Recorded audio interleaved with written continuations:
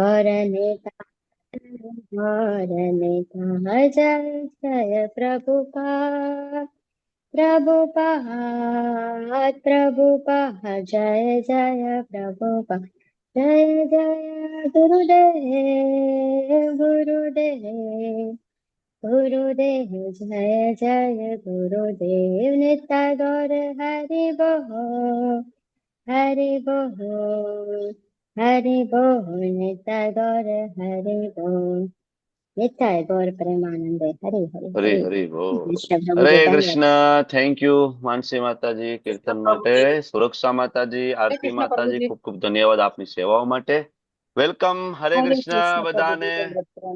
દંડવત પ્રણામ. બેલા માતાજી, મહેશ કાપડિયા પ્રભુજી, રાજેન્દ્ર પ્રભુ, તેજલ માતાજી, મીનાક્ષી પરમાર માતાજી, ભાનુબેન કાવઠિયા માતાજી, નૈના દિયાદરા માતાજી, કિરણ સાધુ પ્રભુ, કલા બારોટ માતાજી, એન્ડ યસ, બધાનું સ્વાગત છે.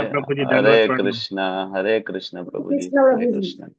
હરે કૃષ્ણ. અસ્મિતા ડોબરિયા માતાજી, છાયા નાયક માતાજી, જલ્પા જોશી માતાજી, જયંત પટેલ પ્રભુ, એન્ડ વિક્રમ પંડ્યા પ્રભુજી, હરે કૃષ્ણ.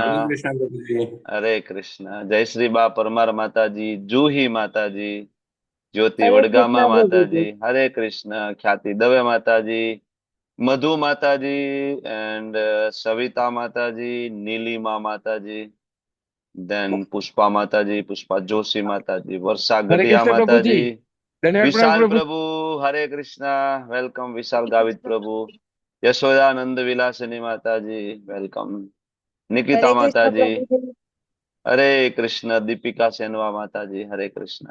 ખૂબ ખૂબ સ્વાગત છે આપ સૌનું ઇસ્કોન મેંગલુરુ શ્રી શ્રી રાધા ગોવિંદ મંદિર કુલાઈ તરફથી શ્રીમદ ભગવદ્ ગીતા લેવલ 1 18 દિવસ 18 અધ્યાય, જેમાં આજે આપણે 9મા અધ્યાય તરફ આગળ વધી રહ્યા છીએ. અત્યાર સુધી આપણે 8 અધ્યાયની ચર્ચાઓ પૂર્ણ કરી ચૂક્યા છીએ. આજે આપણે 9મા અધ્યાય તરફ આગળ વધીએ.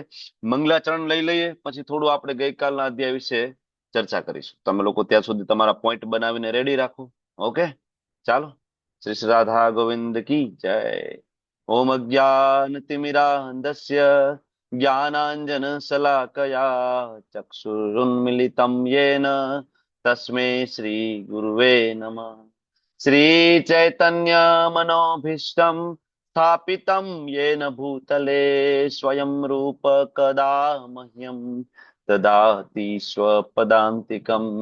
વંદેહમ શ્રી ગુરો શ્રીયુતાપદકમલમ શ્રી ગુરુન વૈષ્ણવાંશ શ્રીરૂપમ સાગ્રજાતમ સહગણા રઘુનાથાન્વિતમ તમ સજીવમ સાદ્વૈતમ સાવધૂતમ પરિજન સહિતમ કૃષ્ણા ચૈતન્ય દેવમ શ્રી રાધા કૃષ્ણ પાદાન સગણ લલિતા શ્રી વિશાખાન્વિતંશ્ચ.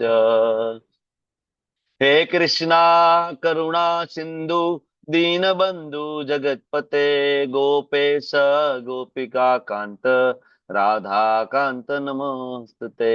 તપ્ત કાંચન ગૌરાંગી શ્રી રાધે વૃંદાવનેશ્વરી વૃષભાનુસુતે દેવી પ્રણમામિ હરિપ્રિયે. વાંછા કલ્પતરુભ્યશ્ચ કૃપા સિંધુભ્ય એવ ચ પતિતાનાં પાવનેભ્યો વૈષ્ણવેભ્યો નમો નમઃ. નમો વિષ્ણુપાદાય કૃષ્ણ પૃષ્ઠાય ભૂતલે શ્રીમતે ભક્તિ વેદાંત સ્વામી નિતિ નામિને. નમસ્તે સરસ્વતે દેવે ગૌરવાણી પ્રચારિણે નિર્વિશેષા શૂન્યવાદી પાશ્ચાત્યાદેશ તારિણે. જય શ્રી કૃષ્ણ ચૈતન્ય પ્રભુ નિત્યાનંદ શ્રી અદ્વૈત ગદાધર શ્રીવાસાદિ ગૌર ભક્ત વૃંદ. હરે કૃષ્ણ કૃષ્ણ કૃષ્ણ હરે હરે, હરે રામ રામ રામ હરે હરે. હરે કૃષ્ણ. હરે કૃષ્ણ પ્રભુજી. હરે કૃષ્ણ પ્રભુજી. હરે કૃષ્ણ. હરે કૃષ્ણ પ્રભુજી. હરે ધન્યવાદ કૃષ્ણ, પ્રણામ. હરે કૃષ્ણ, ધન્યવાદ પ્રણામ. હરે કૃષ્ણ પ્રભુજી. હરે કૃષ્ણ, બધાનું ખૂબ ખૂબ સ્વાગત છે. જિગીસા માતાજી, રતિલાલ પ્રભુ, શરદ વ્યાસ પ્રભુ, મોહનસિંહ વાલસિંહ બારિયા પ્રભુ, ધર્મેન્દ્ર કૃષ્ણ. દેસાઈ પ્રભુ, નરેન્દ્ર પ્રભુ, હિરલ પટેલ માતાજી. હરે કૃષ્ણ. હા દાદાનું નામ કૃષ્ણ પ્રભુજી. હરે કૃષ્ણ, હરે કૃષ્ણ. હા ઓકે, ચાલો તો ગઈકાલના અધ્યાય વિશે થોડું કહો. કોણ કહેશે ગઈકાલે શું ભણ્યા હતા? ચાલો, રેઝ યોર હેન્ડ, હાથ ઊંચો કરો. નરેન્દ્ર પ્રભુથી આપણે શરૂઆત કરીએ. નરેન્દ્રજી બોલો બોલો પ્રભુજી. માઇક ચાલુ કરી દો, માઇક ચાલુ. હરે કૃષ્ણ પ્રભુજી, દંડવત પ્રણામ આપને. યસ પ્રભુજી, દંડવત પ્રણામ. બોલો બોલો. હરે કૃષ્ણ પ્રભુજી, દંડવત પ્રણામ. પરેશ શાહ પ્રભુજી વેલકમ. બીના માતાજી વેલકમ.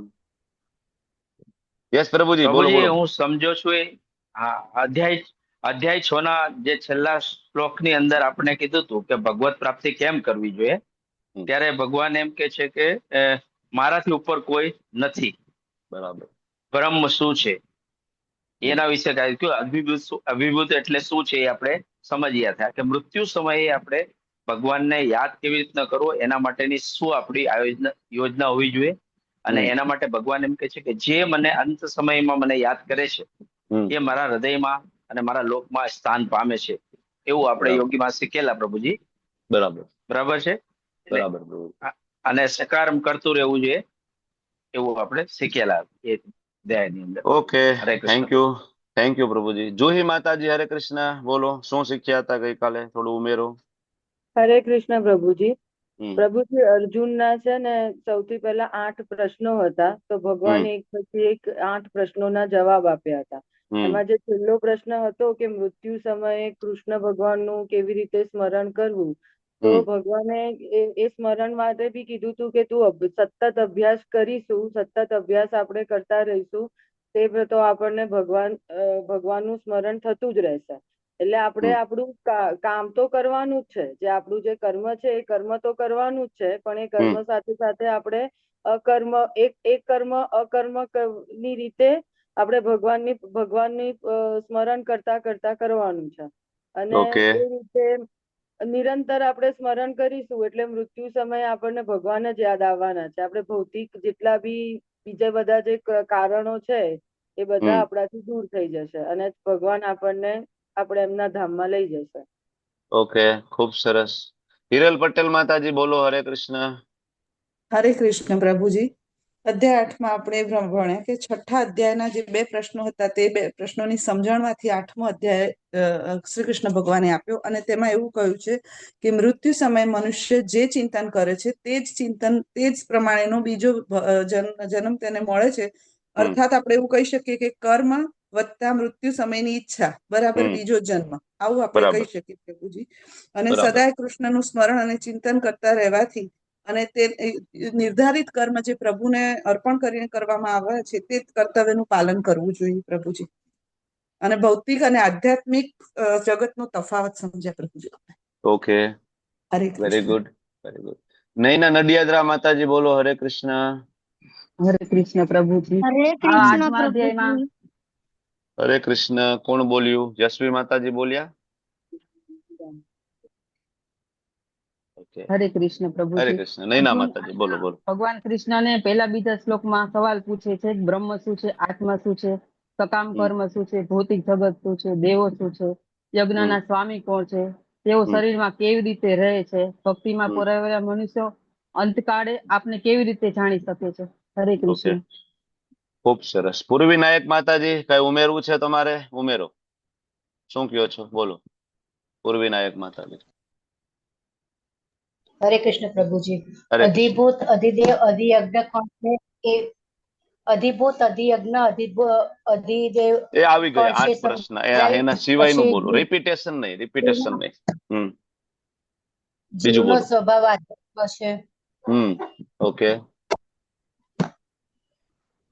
ઓકે, ચાલો. અસ્મિતા માતાજી કઈ ઉમેરવું છે તમારે? હરે નવું કૃષ્ણ બોલજો, પ્રભુજી. રિપીટેશન નહીં કરતા. હાજી બોલો. જીવનના અંત સમયમાં જે આપણે ભાવ હોય એ ભાવ સ્વરૂપે આપણને પછી ફળ મળે છે, તો આપણે જીવન મૃત્યુ ટાળવા માટે નિરંતર અત્યારથી કૃષ્ણનું સ્મરણ કરવું જોઈએ. હરી બોલ. એટલે આપણને મુક્તિ મળી જાય. ગઈકાલના અધ્યાયનો આ એક જ સાર છે જે તમે કહો છો એ બરાબર કે આખી જિંદગી ભગવાનનું સ્મરણ ચિંતન કરવામાં આવશે તો મૃત્યુ સમયે પણ ભગવાન વ્યવસ્થા કરશે. પણ ધારો કે કોઈ, હું તમને બધાને પ્રશ્ન પૂછું છું કે કોઈ મૃત્યુ સમયે કૃષ્ણને યાદ કરે તો બરાબર ભગતધામ જાય, પણ ધારો કે કોઈ બીજાને યાદ કરે તો શું થાય? બીજાને કોઈ યાદ કરે, ધારો કે કોઈ દેવીના ઉપાસક છે તો દેવીને યાદ કરે તો શું થાય? દેવીના ધામમાં. તો વાંધો શું છે? કૃષ્ણના ધામમાં કોઈને ના જવું હોય, ધારો કે કોઈ એમ કે ભાઈ અમે તો ભાઈ કુળદેવીને માનીએ છીએ, અમે દેવીના ધામમાં જવામાં શું વાંધો છે? તો પ્રોબ્લેમ પણ શું છે? પ્રભુજી ફરીથી એ હા. જન્મ પરમેનન્ટ થાય, નથી હોતું પ્રભુજી, એ પરમેનન્ટ નીચે નથી આવવું હોતું. પડે. ત્યાંથી તમારા કર્મની સમાપ્તિ થાય તો ફરીથી પાછું આ જગતના ફેરામાં ફરવું પડે છે પ્રભુજી. ઓકે, મતલબ ત્યાંથી પાછું આવવું પડે. બરાબર. એટલે તમારું કહેવાનું હજી થોડુંક વધારે મને એમાં કહેવાય કે સિમ્પ્લિફાઈડ કરી નાખ્યો કે તમે શું કહો કે ધારો કોઈ કૃષ્ણ લોકમાં જાય તો પાછો નથી આવતો, હા, એવું કયો ભગવત છો? ધામની પ્રાપ્તિ થાય પ્રભુજી તો એ હમ તમારા માટે પરમેનન્ટ છે કે તમે પ્રભુના શરણમાં રહો છો. હમ ને એનો મતલબ એવો છે તમે હલો જે કહેવા માંગો છો. હા, હરે બોલો કૃષ્ણ. બોલો. હરે હરે કૃષ્ણ, કૃષ્ણ. બોલો. હરે કૃષ્ણ પ્રભુજી, પેલો આપણે ગોલોક વૃંદાવન માઇક ભક્તિ બંધ જ કરવી પડશે. હા હરે કૃષ્ણ પ્રભુજી, હા. ગોલોક વૃંદાવન ધામ જવું હોય તો કૃષ્ણની જ ભક્તિ કરવી પડશે. અગર આપણે બીજા કોઈ દેવ દેવતાની ભક્તિ કરીશું તો આપણે ઉચ્ચ લોકમાં જઈશું, પણ હમ ત્યાં આપણું જે આપણી જે ક્રેડિટ જે છે, પુણ્ય કર્મ જે સમાપ્ત થશે એટલે પાછું આપણે અહીંયા આવવું પડશે. ઓકે. હા. પ્રભુજી હરે કૃષ્ણ. પેલો હરે કૃષ્ણ. પેલો રિટર્ન ટિકિટ વાળું છે, આ રિટર્ન ટિકિટ વગરનું. In okay, short. આ રિટર્ન શરદ વ્યાસ પ્રભુ બોલો છો? હા, આ રિટર્ન ટિકિટ વાળું છે. હા, પેલું ટૂંકમાં રિટર્ન ટિકિટ વાળું છે અને પેલું રિટર્ન ટિકિટ વગરનું છે. વગરનું છે. હા, ઓકે ઓકે. મહેશ કાપડિયા પ્રભુ કઈ ઉમેરવું છે તમારે કે ભાઈ કોઈ દેવીની ઉપાસના કરે તો દેવીના ધામમાં જાય તો વાંધો શું છે? હજી થોડું સિમ્પ્લિફાઈડ કરવા માંગુ. વાંધો શું છે ભાઈ? જગતની અંદર ફરી સૌથી ફરી વધારે દેવીના ભક્તો ફરી જોવા મળે ને. ફરી ફરી જન્મના ચક્કરમાં આવવું પડે. હા, એ શબ્દ મારે જોઈતો હતો એકચ્યુઅલી, કે ખરેખર તમારે જન્મ મૃત્યુના ચક્કરમાંથી છૂટવું હોય બરાબર તો તમારે ભગવાન કૃષ્ણની ભક્તિ કરવી પડશે. એના સિવાય કોઈ પણની પણ ભક્તિ કરશો તો એના લોકમાં જશો, પણ જેમ પરેશ પ્રભુએ કીધું, જેમ શરદ પ્રભુએ કીધું, જેમ હિરલ માતાજીએ સમજાવ્યું એમ કે ત્યાં ગયા પછી જેવી તમારી ક્રેડિટ પૂરી થશે, તમારા પુણ્યનું ભાથું પૂરું થશે એટલે તમે પાછા આવશો. બરાબર. અને બીજું જેમ હિરલ માતાજીએ કીધું કે પરમેનન્ટ નથી, મતલબ ગઈકાલે ભગવાને કીધું તો આ બ્રહ્મ ભૂનાન લોકાન પુનરાવર્તિનો અર્જુન, કે અર્જુન બ્રહ્માજીનું લોક જે સૌથી ઉપર છે, જેને બ્રહ્મલોક સત્યલોક તરીકે ઓળખાય, આ બ્રહ્મ ભુવનાન લોકાન 14 લોકમાં પુનરાવર્તિનો ત્યાં પુનરાવર્તન થાય છે. સર્જન પ્રલય, સર્જન પ્રલય, સર્જન પ્રલય, પુનરાવર્તિનો અર્જુન. બરાબર ને પુનરાવર્તન થાય છે. તો અર્જુન મારું એક જ ધામ એવું છે જ્યાં આ પુનરાવર્તન નથી. ગઈકાલે આપણે ચર્ચા કરી ગયા છે આ બધી, કે માત્ર ગોલોક વૃંદાવન ધામ એવું છે કે જ્યાં જન્મ મૃત્યુ જરા વ્યાધિ એ નથી. ક્લિયર? એટલા માટે આપણે કૃષ્ણની ભક્તિ કરીએ છીએ અને એટલા માટે ભગવાન, અને બહુ પ્રેક્ટિકલી તમે જોવા જશો ને, તમે ધારો કે કૃષ્ણને માનતા હોય, ના માનતા હોય, વિષ્ણુને માનતા હોય, ના માનતા હોય, ઘણા બધા મહાદેવના ભક્ત હોય, ઘણા બધા દેવીના ભક્ત હોય, પણ જો સનાતન ધર્મમાં એ હોય, અને તમે માર્ક કરજો કે જ્યારે કોઈનું મૃત્યુ થાય અને જ્યારે પિંડદાનની વિધિ કરવામાં આવે અને ભૂદેવને બોલાવવા આવે બ્રાહ્મણને, ત્યારે ભૂદેવ કોની પૂજા કરાવે તમારી પાસે મુક્તિ માટે? વિષ્ણુ ભગવાનની. વિષ્ણુ ભગવાન ભગવાન. વિષ્ણુને ભગવાન વિષ્ણુની જ ઉપાસના થાય ને ભગવાન વિષ્ણુ ને આધાર રાખીને જ પિંડદાનની ક્રિયા કરવામાં આવે. શું કામ? કારણ કે મુક્તિ દતાતી ઇતિ મુકુંદ. મુક્તિ માત્ર મુકુંદ જ આપી શકે, બીજું કોઈ મુક્તિ આપી શકતું નથી. શાસ્ત્ર બહુ જ ક્લિયર છે. બરાબર. એટલે ખરેખર જો તમારે મુક્ત થવું હોય તો કૃષ્ણની ભક્તિ કરો. તમને એમ લાગે કે નાના ઉપરના લોકમાં જવું છે, સ્વર્ગ આદિ લોકમાં, તો વોટેવર તમે જે કરી શકો. નિશા માતાજી કઈ ઉમેરવું છે તમારે? નહીતર હું ક્લાસ ચાલુ કરી દઉં, હવે ટાઈમ થવા આવી ગયો. ચલો. હરે કૃષ્ણ. હરે અરે કૃષ્ણ. હમ ગીતાજીમાં તો આગળ આવે છે કે કોઈ પણ દેવી દેવતાની ભક્તિ કરો તો એ અંતે મારા સુધી જ પહોંચે છે. હા, તો અંતે પછી મારા સુધી આપણે પહોંચે છે નહીં. પ્રશ્ન ના પૂછો, પ્રશ્ન છેલ્લે પૂછો. એકચ્યુઅલી શ્લોક આખો વાંચો, એમાં લખ્યું છે અવિધિ પૂર્વકમ.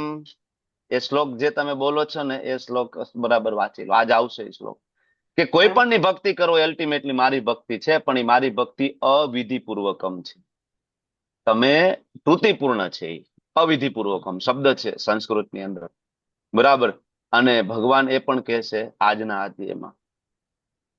ચાલો એ શ્લોક આવશે ત્યારે જ ચર્ચા કરશું, કારણ કે શ્લોક આજે આવવાનો જ છે. તમે જે પ્રશ્ન પૂછ્યો છે, નિશા માતાજી ધ્યાનપૂર્વક આજનો ક્લાસ સાંભળજો, તમને ખ્યાલ આવશે કોની ભક્તિ કરીએ તો ક્યાં જાય. ભગવાન ખરેખર એવું કહે છે કોઈ પણ ની ભક્તિ કરો તો મારા ધામમાં આવશો, એવું નથી કહેતા. આજના ક્લાસમાં આપણે ચર્ચા કરવાના છે. ઓકે, નિશા માતાજી ધનુત પ્રણામ, વેલકમ વેલકમ. તો શરૂઆત કરશું આજના ચેપ્ટર તરફ. નિશા માતાજી બરાબર છે ને? બરાબર, થોડું ધૈર્ય ધારણ કરજો તો તમારા પ્રશ્નનો જવાબ આજ જ મળી જશે. ઓકે, કારણ કે આજના અધ્યાયમાં લગભગ 9મા અધ્યાયમાં છે. ઓકે, તો આજનો અધ્યાય પરમ ગુહ્ય જ્ઞાન, ટોપ સિક્રેટ નોલેજ. 9મા અધ્યાયનું નામ જે છે ટોપ સિક્રેટ નોલેજ છે, કારણ કે આ અધ્યાયની અંદર જે આવે છે ગોપનીય, બરાબર, અલ્ટિમેટ જે ટ્રુથ જે છે એ આ અધ્યાયની અંદર આવે છે, અને છેક 9મા અધ્યાયમાં મૂક્યું છે, બરાબર. એટલે અધ્યાયનું નામ છે પરમ ગુહ્ય જ્ઞાન. અધ્યાયને અલગ અલગ 34 શ્લોકોમાં વિભાજિત કરવામાં આવ્યું છે, અને હવે પહેલા શ્લોકમાં ભગવાન બોલી રહ્યા છે. હવે અર્જુનનો પ્રશ્ન નથી, તો આનું આગળના અધ્યાય સાથેનું કનેક્શન સમજાવો કે અર્જુનનો પ્રશ્ન નથી તો અધ્યાય કેવી રીતના ચાલુ થયો, કોણ કહેશે? યશોમતી શેઠ માતાજી, હરે કૃષ્ણ. કહેશો આગળના અધ્યાય સાથેનું કનેક્શન? એનીબડી? દીપિકા સેનવા માતાજીનો હાથ ઊંચો થયો છે, બોલો દીપિકા માતાજી.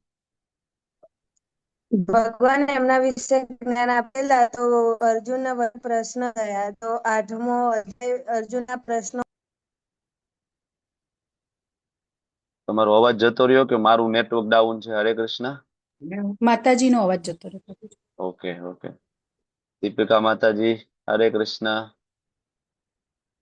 હરે કૃષ્ણ. તમારો વિડીયો બંધ કરી દો ને તો કદાચ તમારો અવાજ આવશે. હરે કૃષ્ણ. હરે કૃષ્ણ. હરે કૃષ્ણ. હા, નથી આવતો. ઓકે, બીજા કોઈને કેવું છે ભાઈ કેવી રીતના 9મો અધ્યાય શરૂઆત થયો? દીપિકા માતાજી તમારે નેટવર્ક નથી. હરે કૃષ્ણ. હરે કૃષ્ણ. નેટવર્ક તમારું ડાઉન છે. હરે કૃષ્ણ. હરે કૃષ્ણ. નૈના ઠક્કર માતાજી બોલો, ચાલો. હરે કૃષ્ણ પ્રભુજી. આ 7મા અધ્યાયનો 29-30 શ્લોક છે ને, એમાંથી અર્જુન શબ્દો ઉપાડી લે છે અને ડાયવર્ઝન આપી 8મો અધ્યાય શરૂ કરે છે. ઓકે, પણ મારો પ્રશ્ન એ છે કે 9મો અધ્યાય શું કામ ચાલુ થયો? અને એના પછી આ અધ્યાય 9મો ને કનેક્ટ કરે છે. ઓકે, સારું, ચાલો, સરસ. ઓકે, મતલબ 7મા અધ્યાય જયારે 6થા અધ્યાયના અંતે ભગવાન એમ કીધું કે સાચો યોગી તો એ છે કે જેના હૃદયમાં સતત મારું ચિંતન થાય, તે શ્રદ્ધાપૂર્વક મારું ભજન કરે. યોગી નામ અપી સર્વેષાં મદ્ગતે નંતરાત્મના શ્રદ્ધાવાન ભજતે યો મામ સમયુક્ત તમો મત.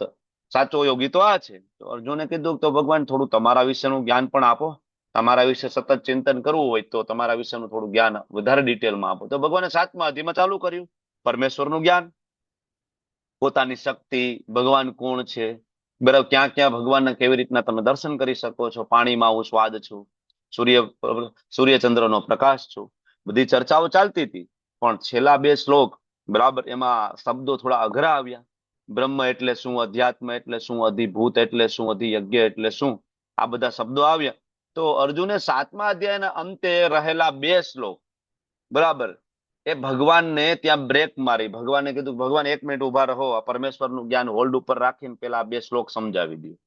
તો એવી રીતના 8મો અધ્યાય શરૂઆત થયો 8 પ્રશ્નો સાથે, બરાબર. અને હવે 8મો અધ્યાય પૂરો થઈ ગયો, ગઈકાલે આપણે જોયું, અને ભગવાને ફરીથી 8મા અધ્યાયના અંતે બધા જવાબ આપીને ભક્તિને સ્થાપિત કરી દીધી, બરાબર. અને ભગવાન હવે ફરીથી મેઇન ટ્રેક ઉપર. 8મો અધ્યાય છે ડાયવર્ઝન છે.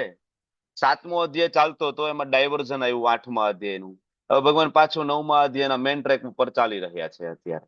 તો 9મો અધ્યાય અને 7મો અધ્યાય એ બે કનેક્ટિંગ છે. 8મો અધ્યાય છે ડાયવર્ઝન છે અર્જુનના પ્રશ્નના કારણે, બરાબર. જેવી રીતના દીપિકા માતાજી કહેતા હતા, એનો જવાબ સાચો હતો, પણ એનું નેટવર્ક બરાબર નહોતું, એટલે બાકી પરફેક્ટ હતા એના આન્સર.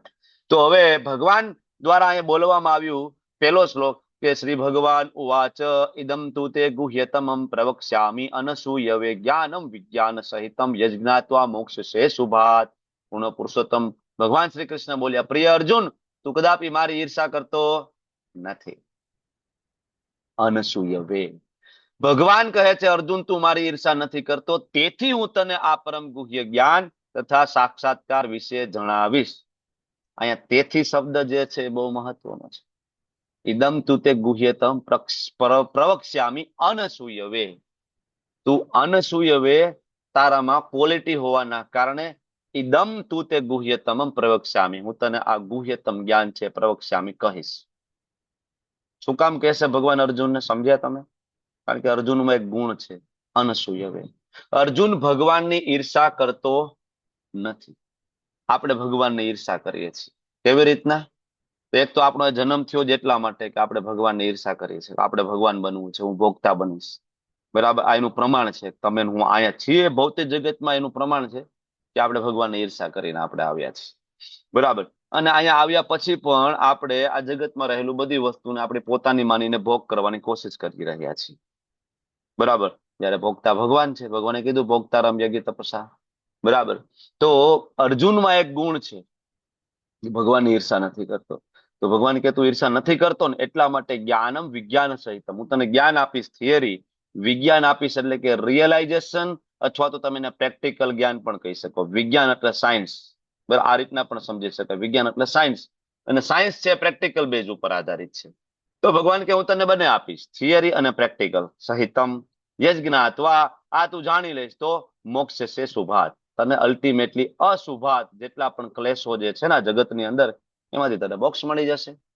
જન્મ મૃત્યુ જરા વ્યાધિ સૌથી મોટો ક્લેશ છે ભૌતિક જગતનો. ભગવાન કે એમાં તને મુક્તિ મળી જશે, મતલબ ભગવત ધામ આવી જશે. કેવી રીતના? તો કે જ્ઞાન વિજ્ઞાન સહિત ત્યારે આપણે ભગવાનને જાણશું. ક્યારે જાણશું? તો કે ભગવાન આપણને ગુહ્યતમ જ્ઞાન આપશે. ક્યારે ગુહ્યતમ જ્ઞાન આપશે?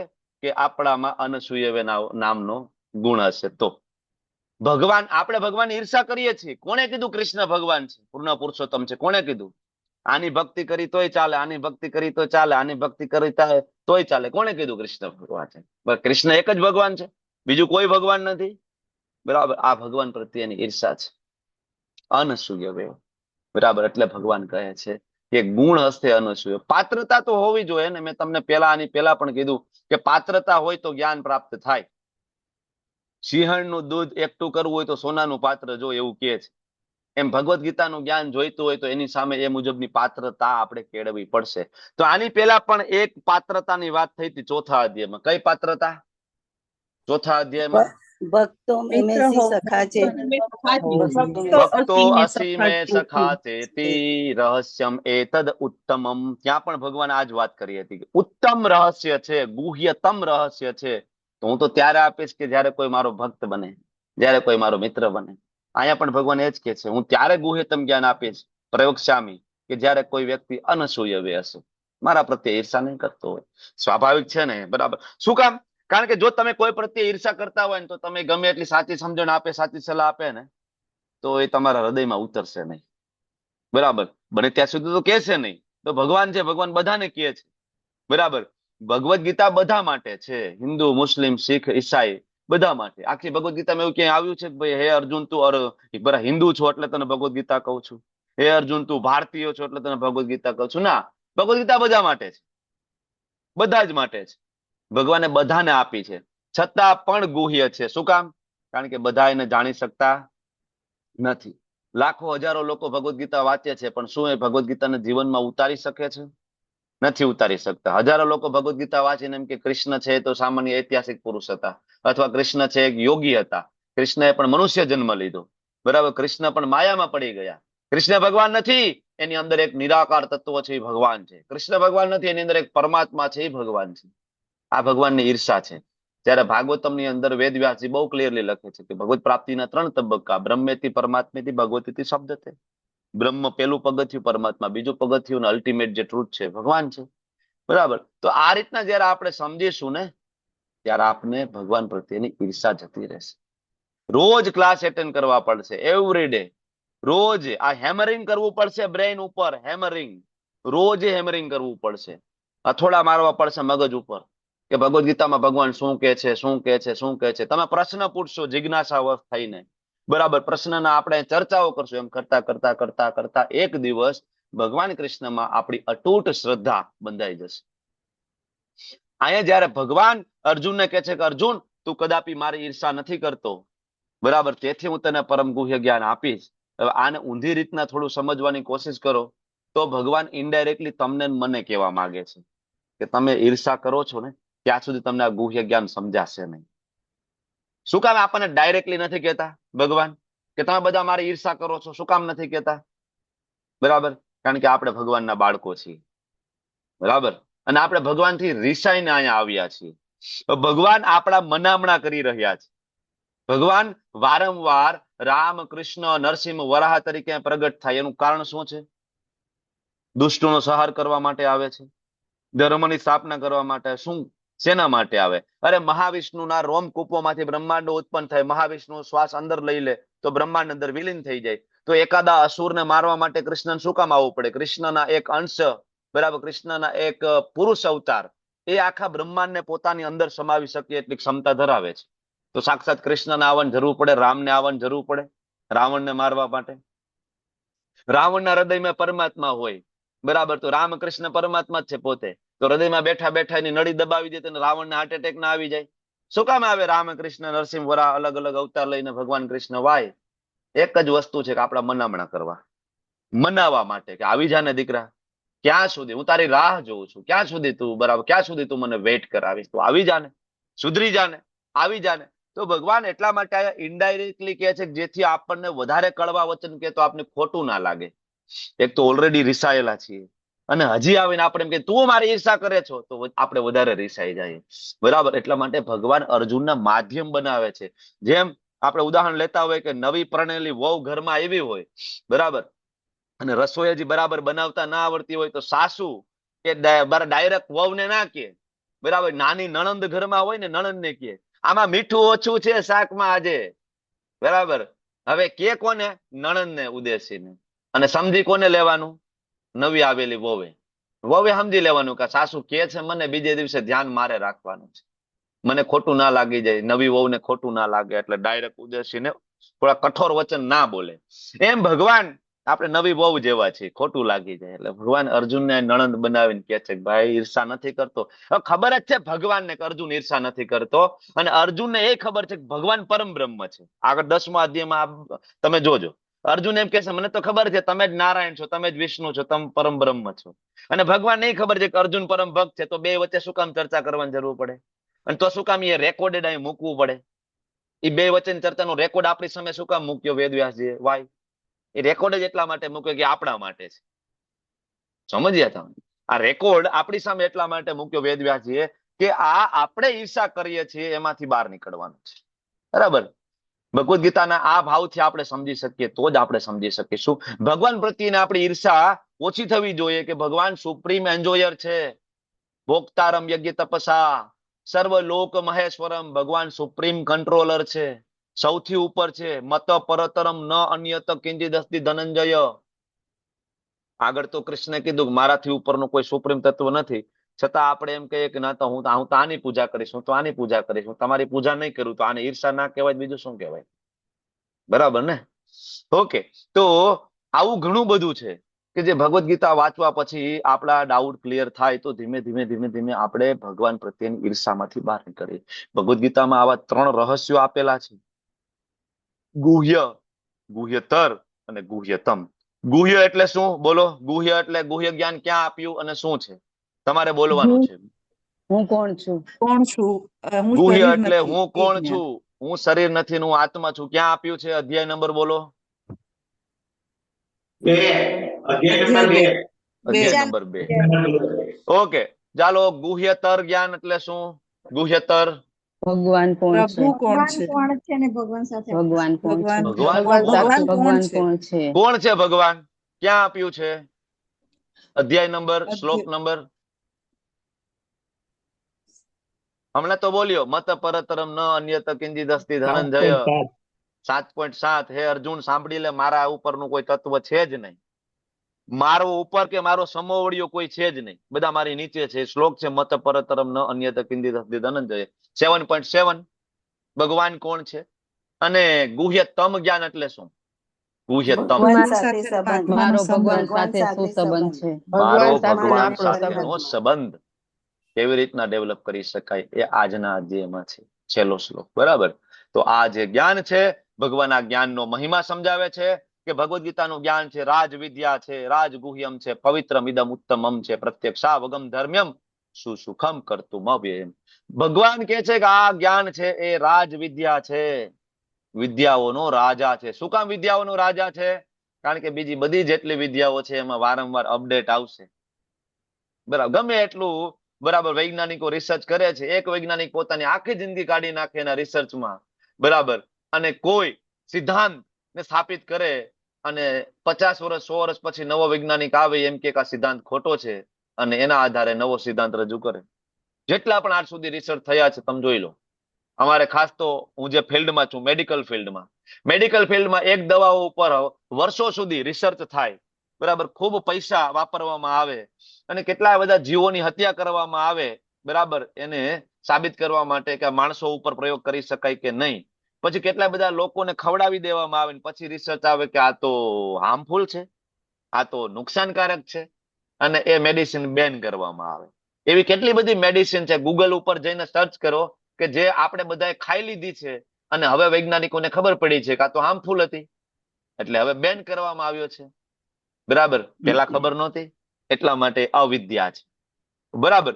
વિદ્યાઓનો રાજા ભગવદ ગીતા એટલા માટે કીધું છે. બીજા બધા જ વિદ્યાઓની અંદર વારંવાર અપડેટ આવે છે.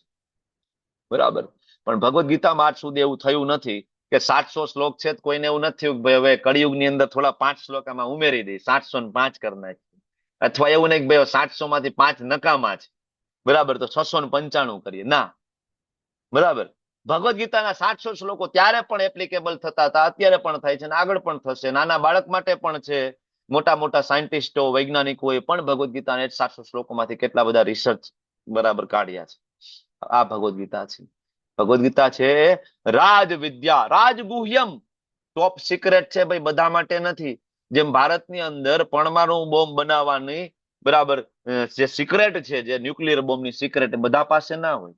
એ આર્મીના જે ચીફ હોય, બરાબર, એમાં ગણ્યા ગાંઠિયા પાસે હોય, પીએમ હોય, પ્રેસિડેન્ટ હોય, ચીફ હોય, એની પાસે હોય, બધા પાસે ના હોય.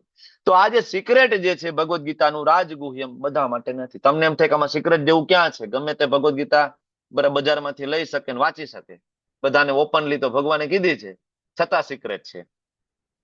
કેવી રીતના? કારણ કે આપણે બધા માયાના પડદાની નીચે ડૂબેલા છીએ. બરાબર. ગમે એટલું ભગવદ ગીતા સમજાવો તો પણ સમજાય નહીં, જ્યાં સુધી ભગવાનની કૃપા પ્રાપ્ત ના થાય. દદામી બુદ્ધિ યોગમ તમ, આગળ ભગવાન કહેશે કે બુદ્ધિ યોગ તો હું આપું કે જેથી કોઈ વ્યક્તિ થોડું કે ભગવદ ગીતાને સમજી શકે.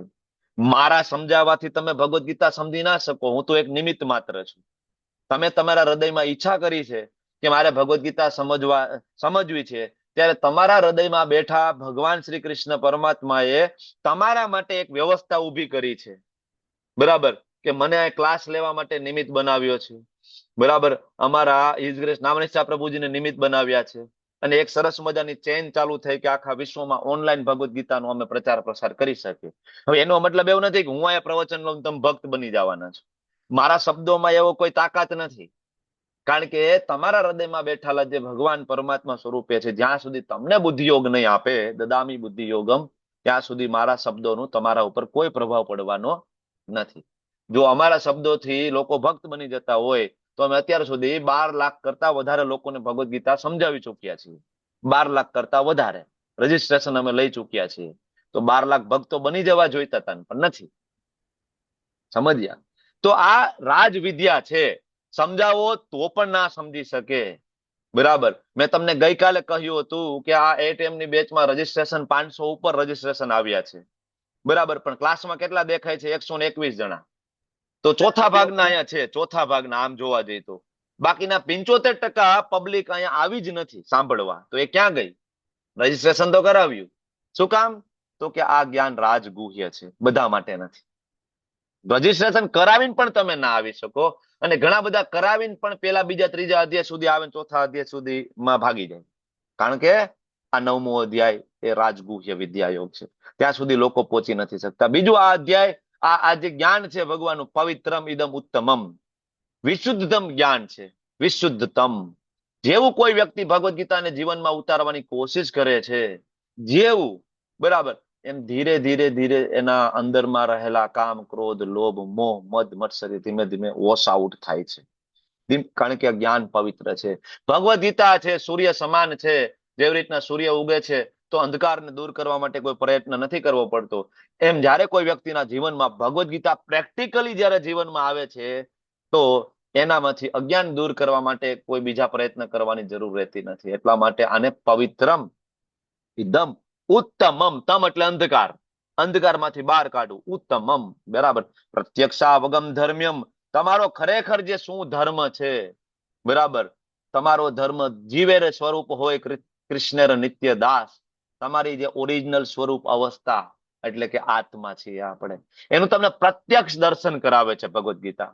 પ્રત્યક્ષ. અને બીજું ભગવદ્ ગીતા એ સુસુખમ છે. ભગવદ્ ગીતાનું જ્ઞાન પ્રાપ્ત કરવું, ભગવદ્ ગીતાને જીવનમાં ઉતારવું સુસુખમ છે. કારણ કે જો આપણે આગળ અષ્ટાંગ યોગ ભણી ગયા છીએ ને, હવે અર્જુન એમ ના પાડે છે કે ના ના પ્રભુ અષ્ટાંગ યોગ તો નહીં થાય. હું તમને બધાને એમ કહું કે ચાલો આપણે બસ બાંધીને હિમાલયમાં જવું છે અને ત્યાં આપણે એક પગે ઉભા રહીને બધા તપશ્ચર્યા કરવાની છે 5 દિવસ. કેટલા લોકો ભાઈ આવા તૈયાર થાય? વિશાલ તેરૈયા પ્રભુ, બસ બાંધીને હિમાલયમાં જવું છે બરફમાં, એક પગે ઉભું રહેવું છે, કેમ થાય ભાઈ? અઘરું પડે એમ કે છે. એક પગે ઉભું રહેવાનું 5 દિવસ ખાધા પીધા વગરનું, કેમ થાય ભાઈ? અષ્ટાંગ યોગ થાય? અલ્પેશ કલોત્રા પ્રભુ, અષ્ટાંગ યોગ. હિરણ્યકશિપુ 33,000 વર્ષ સુધી 2 અંગૂઠા ઉપર ઉભો રહ્યો હતો. 33,000 વર્ષ 2 અંગૂઠા ઉપર. ઓમ બ્રહ્મણે નમઃ. બરાબર. તો વેરી ડિફિકલ્ટ. એક દિવસ ના ઉભા રહે. 33,000 તો બહુ દૂર, 5 દિવસ દૂર, પણ એક દિવસ ના થાય. બરાબર. હવે બીજું આવે જ્ઞાન યોગ. હું તમને એમ કહું કે ભાઈ ચાલો બસ બાંધીને આપણે બધા કાશી ઉપડીએ અને હવે આપણે જ્ઞાન યોગ ભણવો છે, આપણે વેદો વાંચવા છે, આપણે સંસ્કૃત પેલા શીખશું બધા ભેગા મળી અને પાણીનીનું ગ્રામર પેલા ભણશું. પ્રભુજી 5 શ્લોક યાદ નથી રહેતા, તમે કહો પાણીનીનું ગ્રામર? હે, બહુ અઘરી વસ્તુ છે ને. 12 વર્ષ સુધી જયારે ભણો ત્યારે તમને પાણીનીનું ગ્રામર આવડે, બરાબર. પછી તમને સંસ્કૃત આવડે, પછી તમે વૈદિક સંસ્કૃત શીખો અને પછી તમે વેદો ઉપનિષદ વાંચો ને પછી તમે સાચું ટ્રાન્સલેશન આપો એની ગેરંટી નથી, બરાબર. કારણ કે 2 રીતના અનુવાદ થાય, અર્થાનુવાદ ને ભાવાનુવાદ. ખાલી અર્થાનુવાદ કરતા શીખો તો તમે અર્થનો અનર્થ જ કરો.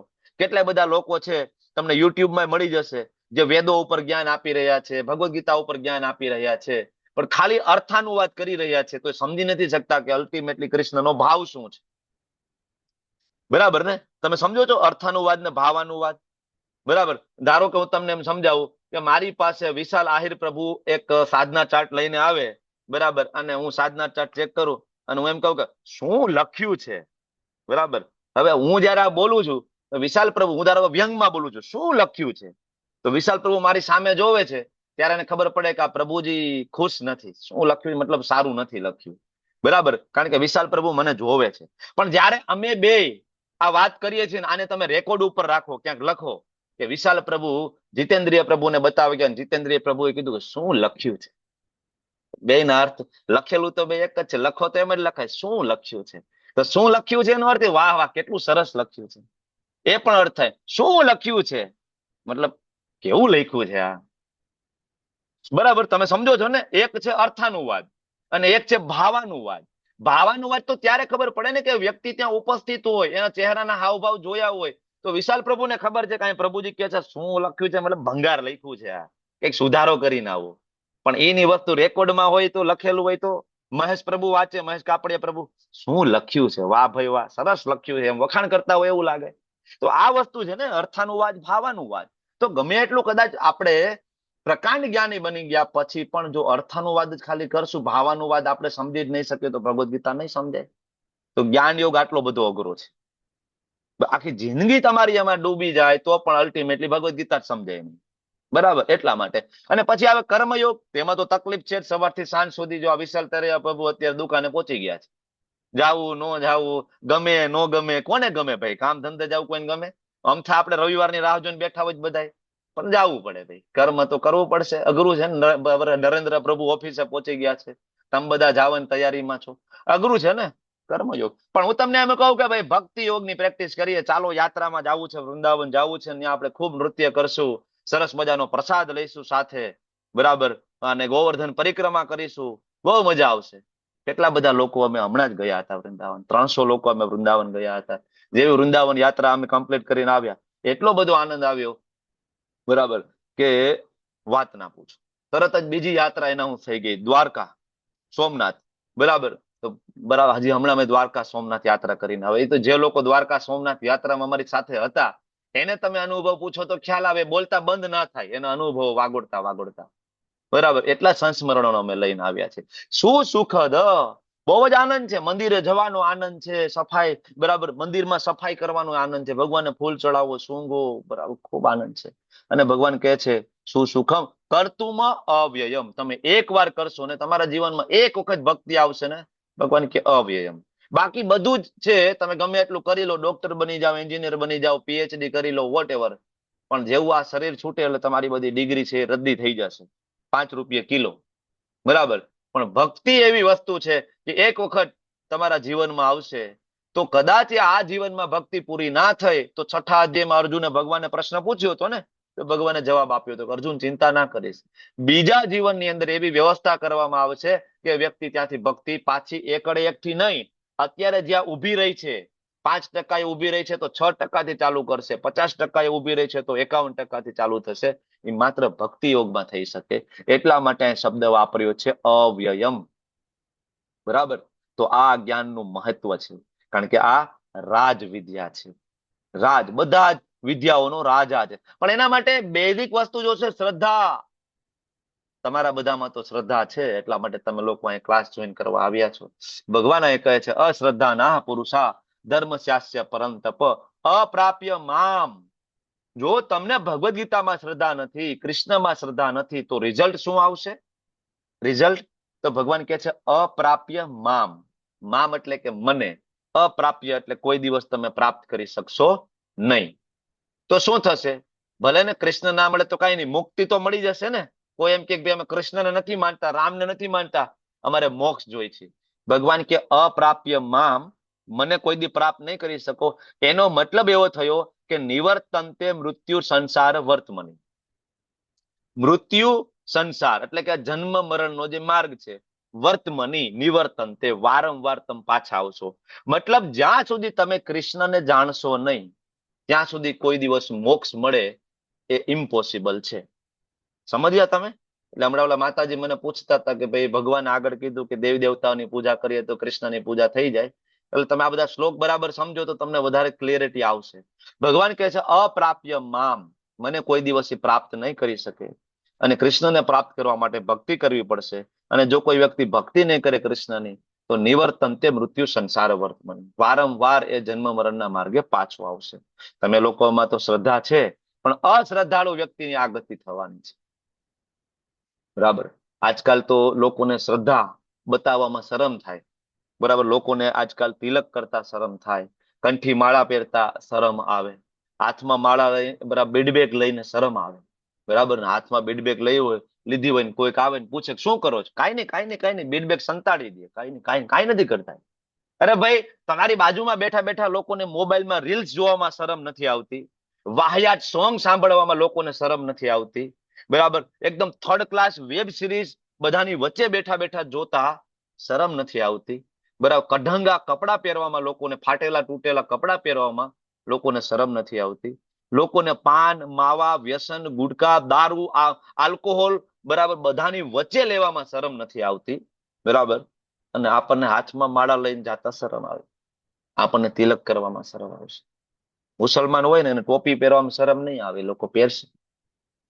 શુક્રવાર હોય ને એ કામ ધંધો બંધ કરીને નમાજ પડવા જતા રહેશે. જુમા છે ભાઈ, બરાબર, તમે જોજો, જુમા છે ભાઈ, જવું જ પડે, એમાં ના હાલે, બરાબર. તો હોવું જોઈએ ને, આપણે આપણા ધર્મ પ્રત્યે હોવું જોઈએ ને. અમથા કઈ આપણા ઉપર 700 વર્ષ મુગલોએ રાજ નથી કર્યું, અમથા કઈ અંગ્રેજો આપણા ઉપર રાજ કરીને નથી ગયા, બરાબર. કારણ કે આપણને આપણા ભગવદ ગીતામાં, આપણા ભગવાનમાં શ્રદ્ધા નથી. સમજ્યા? તો એકજૂટ થવું પડશે ને, એકજૂટ બધાય થવું પડશે ને. એના માટે પ્રચાર કરવો પડશે. બાકી કોઈની તાકાત છે કે સનાતન ધર્મીઓ બધા એકજૂટ થાય અને કોઈ સત્તા એના ઉપર રાજ કરી શકે? Is it possible? ના. પણ આ તો પોલિટિકલ ના કારણે આપણને બધાને વેચી દીધા છે. દલિત જુદા છે, શૂદ્ર જુદા છે, બ્રાહ્મણ જુદા છે, ઓલા પોલિટિકલ એજન્ડા ચાલી રહ્યો છે. તમે સમજી નથી શકતા કે શાસ્ત્રમાં જાતિવાદ આપ્યો જ નથી. શાસ્ત્રમાં બ્રાહ્મણ, ક્ષત્રિય, વૈશ્ય, શૂદ્ર જાતિની દ્રષ્ટિએ આપ્યું જ નથી. ગુણ કર્મ વિભાગ આપ્યું છે.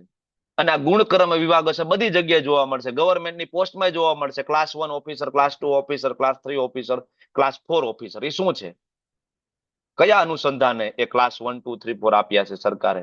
એ જ અનુસંધાને જે ભગવાને કીધું છે, બ્રાહ્મણ, ક્ષત્રિય, વૈશ્ય, શૂદ્ર. બધા દેશની અંદર વિદ્વાન પુરુષો છે, આર્મી છે, બિઝનેસમેન છે, લેબર વર્ક છે. તો શું છે બ્રાહ્મણ, ક્ષત્રિય, વૈશ્ય, શૂદ્ર? ભગવાન એ સમજાવી રહ્યા છે. પણ રાજકારણીઓના રોટલા શેકવા માટે તુષ્ટિકરણની રાજનીતિના કારણે આજે આપણે જોઈ રહ્યા છીએ પશ્ચિમ બંગાળની અંદર. બરાબર, આપણે અહીંયા બીજી બધી જગ્યા આપણે બરાબર દલિત એમ કે અમે જુદા છે, બ્રાહ્મણ એમ કે અમે જુદા છે, રાજપૂત અમે જુદા છે.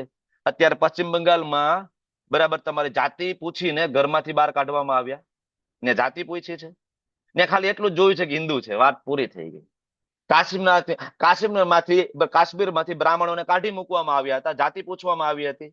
બધી જ પ્રકારના હિન્દુ હતા એને મારી નાખવામાં આવ્યા હતા. ને દલિત છે ને શૂદ્ર છે કે હરિજન છે કે બ્રાહ્મણ છે કે પટેલ છે પૂછવામાં નથી આવતું. એક જ વસ્તુ જોવામાં આવે છે કે સનાતની છે. વાર્તા પૂરી. એ લોકોનો એજન્ડા બહુ ક્લિયર છે. સમજો, એ લોકોનો એજન્ડા બહુ ક્લિયર છે. આપણને વિભાજિત કરીને કેવી રીતના મારી નાખવા. એને ખબર છે કે આ લોકો જો સંગઠિત થાય ને તો દુનિયાની કોઈ તાકાત નથી કે આ લોકોને પાડી શકે. એટલા માટે એ લોકો વિભાજન કરે છે. એટલા માટે અત્યારે ઇસ્કોન જેવી સંસ્થાની ખૂબ જરૂર છે. કારણ કે ઇસ્કોન માત્ર એક એવી સંસ્થા જે આ છે વિશ્વની અંદર કે જ્યાં કોઈ પણ પ્રકારનો જાતિવાદ નથી. ઇસ્કોનની અંદર કોઈ વ્યક્તિ હરિજન હોય, દલિત હોય કે શૂદ્ર હોય, પણ જો ભગવદ્ ગીતાના નિયમો પ્રમાણેનું જીવન જીવવા લાગે, એ પ્રમાણના ગુણો પોતે કેળવી લે, તો ઇસ્કોન એને મંદિરના ગર્ભગૃહમાં પણ એન્ટ્રી આપે છે પૂજા કરવા માટે. ગર્ભગૃહની અંદર એન્ટ્રી આપે છે ઇસ્કોન. બરાબર, જો એનામાં બ્રાહ્મણ જેવા ગુણો આવે. કારણ કે આ જ છે વર્ણાશ્રમ ધર્મ. ભગવાને આ જ રીતના આપ્યો છે. ગુણ કર્મ વિભાગશ. જન્મ કર્મ વિભાગશ નથી કીધું ત્યાં. જન્મ જાતિ વિભાગશ નથી કીધું. ગુણ કર્મ વિભાગશ. તો આ જાણવું પડશે ને કે જ્યાં સુધી આપણે શ્રદ્ધા નહીં બતાવીએ, તમે હું તિલક નહીં કરીએ, બરાબર, તો કેવી રીતના ધીમે ધીમે આનો પ્રચાર. જો તિલક કરવું એ પણ પ્રચાર છે. આપણને તો શરમ આવે આ છે. અરે તમને શરમ આવશે, તમારા બાળકો કેવી રીતના તિલક કરશે? તમે શિખા નહીં રાખો, તમારા બાળકો કેવી રીતના શિખા રાખશે? સનાતન ધર્મનું પ્રતીક છે ભાઈ. ધોતી પહેરવી, કુર્તો પહેરવો, તિલક કરવું, શિખા રાખવી, બરાબર, હાથમાં માળા હોય, સનાતન ધર્મનું પ્રતીક છે. એ લોકો નથી શરમ આવતી ને? રોડ ઉપર એ લોકો ચાદર પહેરીને ચાદર પાથરીને નમાજ પડે છે. તમને મને હનુમાન ચાલીસા આવડે છે? બોલી છે આપણે કોઈ? આપણે શરમ આવે ભાઈ? મંદિરની બહાર નીકળતા હોય, આરતી ચાલતી હોય, આપણી પાસે આરતીમાં ઉભો રહેવાનો સમય નથી. બરાબર ને? પછી આપણે એમ કહી કે ભાઈ અહીંથી હિન્દુઓને કાઢી નાખ્યા ને વાથી ભગાડી દે, વાથી તો એ જ લાગના છે. ખરેખર આપણે હિન્દુ જ નથી. હિન્દુના નામે મીંડું છીએ. નામના હિન્દુ છીએ આપણે. હિન્દુના નામે મીંડું છીએ આપણે. એટલા માટે, બરાબર ને? કેટલા લોકોને ભગવદ્ ગીતા આવડે છે? કેટલા લોકો જીવનમાં ઉતારી છે? ના. એટલા માટે શ્રદ્ધા બતાવવી બહુ જરૂરી છે. આપણે શ્રદ્ધા નહીં બતાવીએ ને તો બહુ જાજો સમય બહુ દૂર નથી. ઘણા બધા એવા રાજ્યો, એવા દેશ હતા કે જે અલગ અલગ ધર્મને ફોલો કરતા હતા. આજે એક ધર્મના લોકો એના ઉપર હાવી થઈને બેઠા છે. ઈરાન હોય, ઈરાક હોય, અફઘાનિસ્તાન હોય, બરાબર, તમને બરાબર. અને બહુ દિવસ બહુ દૂર પણ નથી ભારતની અંદર પણ. જો આવું ને આવું ચાલ્યું તો ભારતના એવા ઘણા બધા રાજ્ય અત્યારે પણ છે કે જ્યાં હિન્દુ અત્યારે બરાબર તે લઘુમતીમાં આવી ગયો છે. હમણાં મુર્શિદાબાદમાં થયું, તમને લોકોને ખ્યાલ હશે ને, પશ્ચિમ બંગાળમાં મુર્શિદાબાદની અંદર હિન્દુ જેવો લઘુમતીમાં ગયો ને, 40% હિન્દુ 60% મુસ્લિમ જેવા થયા ને, શું હાલત છે એક વખત જોઈ લો મુર્શિદાબાદની અંદર. એટલા માટે ઇસ્કોન જરૂરી છે. એટલા માટે ભગવદ્ ગીતા જરૂરી છે. એટલા માટે સનાતન ધર્મ જરૂરી છે. એટલા માટે આપણે તિલક કરવું જોઈએ, પ્રચાર પ્રસાર કરવો જોઈએ, લોકોને જાગૃત કરવા જોઈએ, લોકોને એક કરવા જોઈએ. જાતિથી નહીં. ધર્મ આપણને એક કરે છે. ધર્મ જુદો નથી પાડતો. એ આવા રાજકારણી લોકો છે, ધર્મની જુદી પરિભાષા આપીને આપણને જુદા પાડે છે. એટલે સમજવું પડશે ને, બરાબર? નહીતર પૂરું થઈ ગયું. બરાબર, સમગ્ર જગત મારા વડે, મારા અવ્યક્ત રૂપમાં વ્યાપ્ત છે. સર્વ જીવો મારામાં છે, પરંતુ હું તેમનામાં નથી. ભગવાન ગુહ્ય જ્ઞાન આપવાની શરૂઆત કરે છે. ભગવાન સમજાવે છે કે આખું જગત મારા વડે વ્યાપ્ત છે. હું અવ્યક્ત છું, તમને દેખાતો નથી. જેવી રીતના ભગવાન આગળ કીધું હતું કે મોતીની માળામાં દોરો દેખાતો નથી, હું છું. જેમ દોરો છે આપણે જોયું હતું ને, બરાબર, એમ ભગવાન કહે છે અવ્યક્ત રૂપમાં વ્યાપ્ત છે.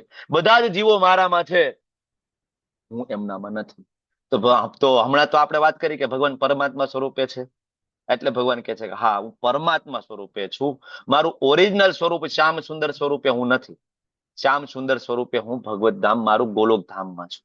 એ રીતના સમજી શકાય. અને આ જ વસ્તુ ભગવાને પ્રૂવ કરવા માટે, ભગવાને કીધું બધું જ મારામાં છે, તો ભગવાને પ્રૂવ કર્યું. ભગવાન જયારે પણ અહીંયા આવ્યા, બરાબર, આ ધરાધામ ઉપર, ત્યારે યશોદા માતાજી, ખબર છે ને ઓલી માટી ખાધી વાળી લીલા ખબર છે કે નહીં? કૃષ્ણએ બરાબર યમુના નદીના કિનારે માટી ખાધી હતી, તો કૃષ્ણને યશોદા માતા કહે છે કાના માટી ખાધી છે, ખોલ મોઢું. મોઢું ખોલે છે તો અનંત કોટી બ્રહ્માંડો ભગવાન એના દર્શન કરાવે છે, અને મોઢામાં ભગવાન સાબિત કરે છે કે અનંત કોટી બ્રહ્માંડો એની અંદર ભ્રમણ કરે છે, આપણે બધા એમાં છીએ, બરાબર.